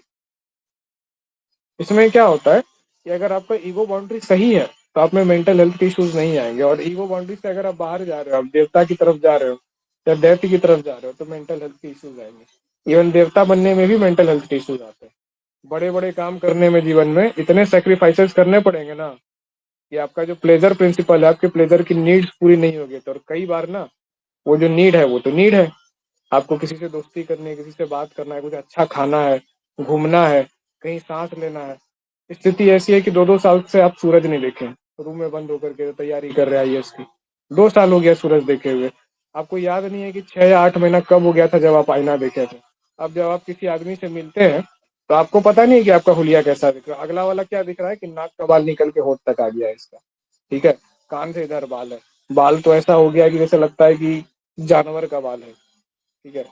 वो चेहरा ही नहीं देखा कभी, 6-8 महीना से उसको आईना देखने की फुर्सत नहीं मिली। तो ऐसी जिंदगी जी रहा है वो व्यक्ति। तो क्या है कि जब आप वैसे जोन में जाओगे तो सोसाइटी आपको रिजेक्ट करेगी, उस हुलिया में देख करके आपको अंट संट बोलेगी कैसा हो गया दिखने में, पागल तो नहीं हो गया। लोग आपके पीछे बातें बनाएंगे, पढ़ते पढ़ते पागल हो गया है देखो। लेकिन कोई ये नहीं समझेगा कि भैया ये इम्पॉसिबल चीज को पॉसिबल करने के लिए पूरा अटेंशन फोकस में दिया गया है। तो जब समाज आपको ठुकराएगा वैसे में, तो आपका भी तो मेंटल हेल्थ खराब होगा ना। तो ये ईगो बाउंड्री कहा जाता है इसको, ठीक है, इसको लिख लीजिए, ईगो बाउंड्री। ईगो बाउंड्री के अंदर मेंटल हेल्थ सुरक्षित रहता है। ईगो बाउंड्री टर्म में लिख लीजिए, ईगो बाउंड्री के अंदर मेंटल हेल्थ सुरक्षित रहता है। अब मेंटल हेल्थ को सही रखने का एक फॉर्मूला है, लचीलापन। आप जितने लचीले हैं आपका मेंटल हेल्थ उतना सही होगा। मेंटल हेल्थ कोई शीशा नहीं है आईना की एक बार फूट गया तो फूट गया, ठीक है, रबड़ बैंड की तरह है, कहीं से झुकेगा कहीं से खींचेगा तो फिर वापस अपने शेप में आ जाए।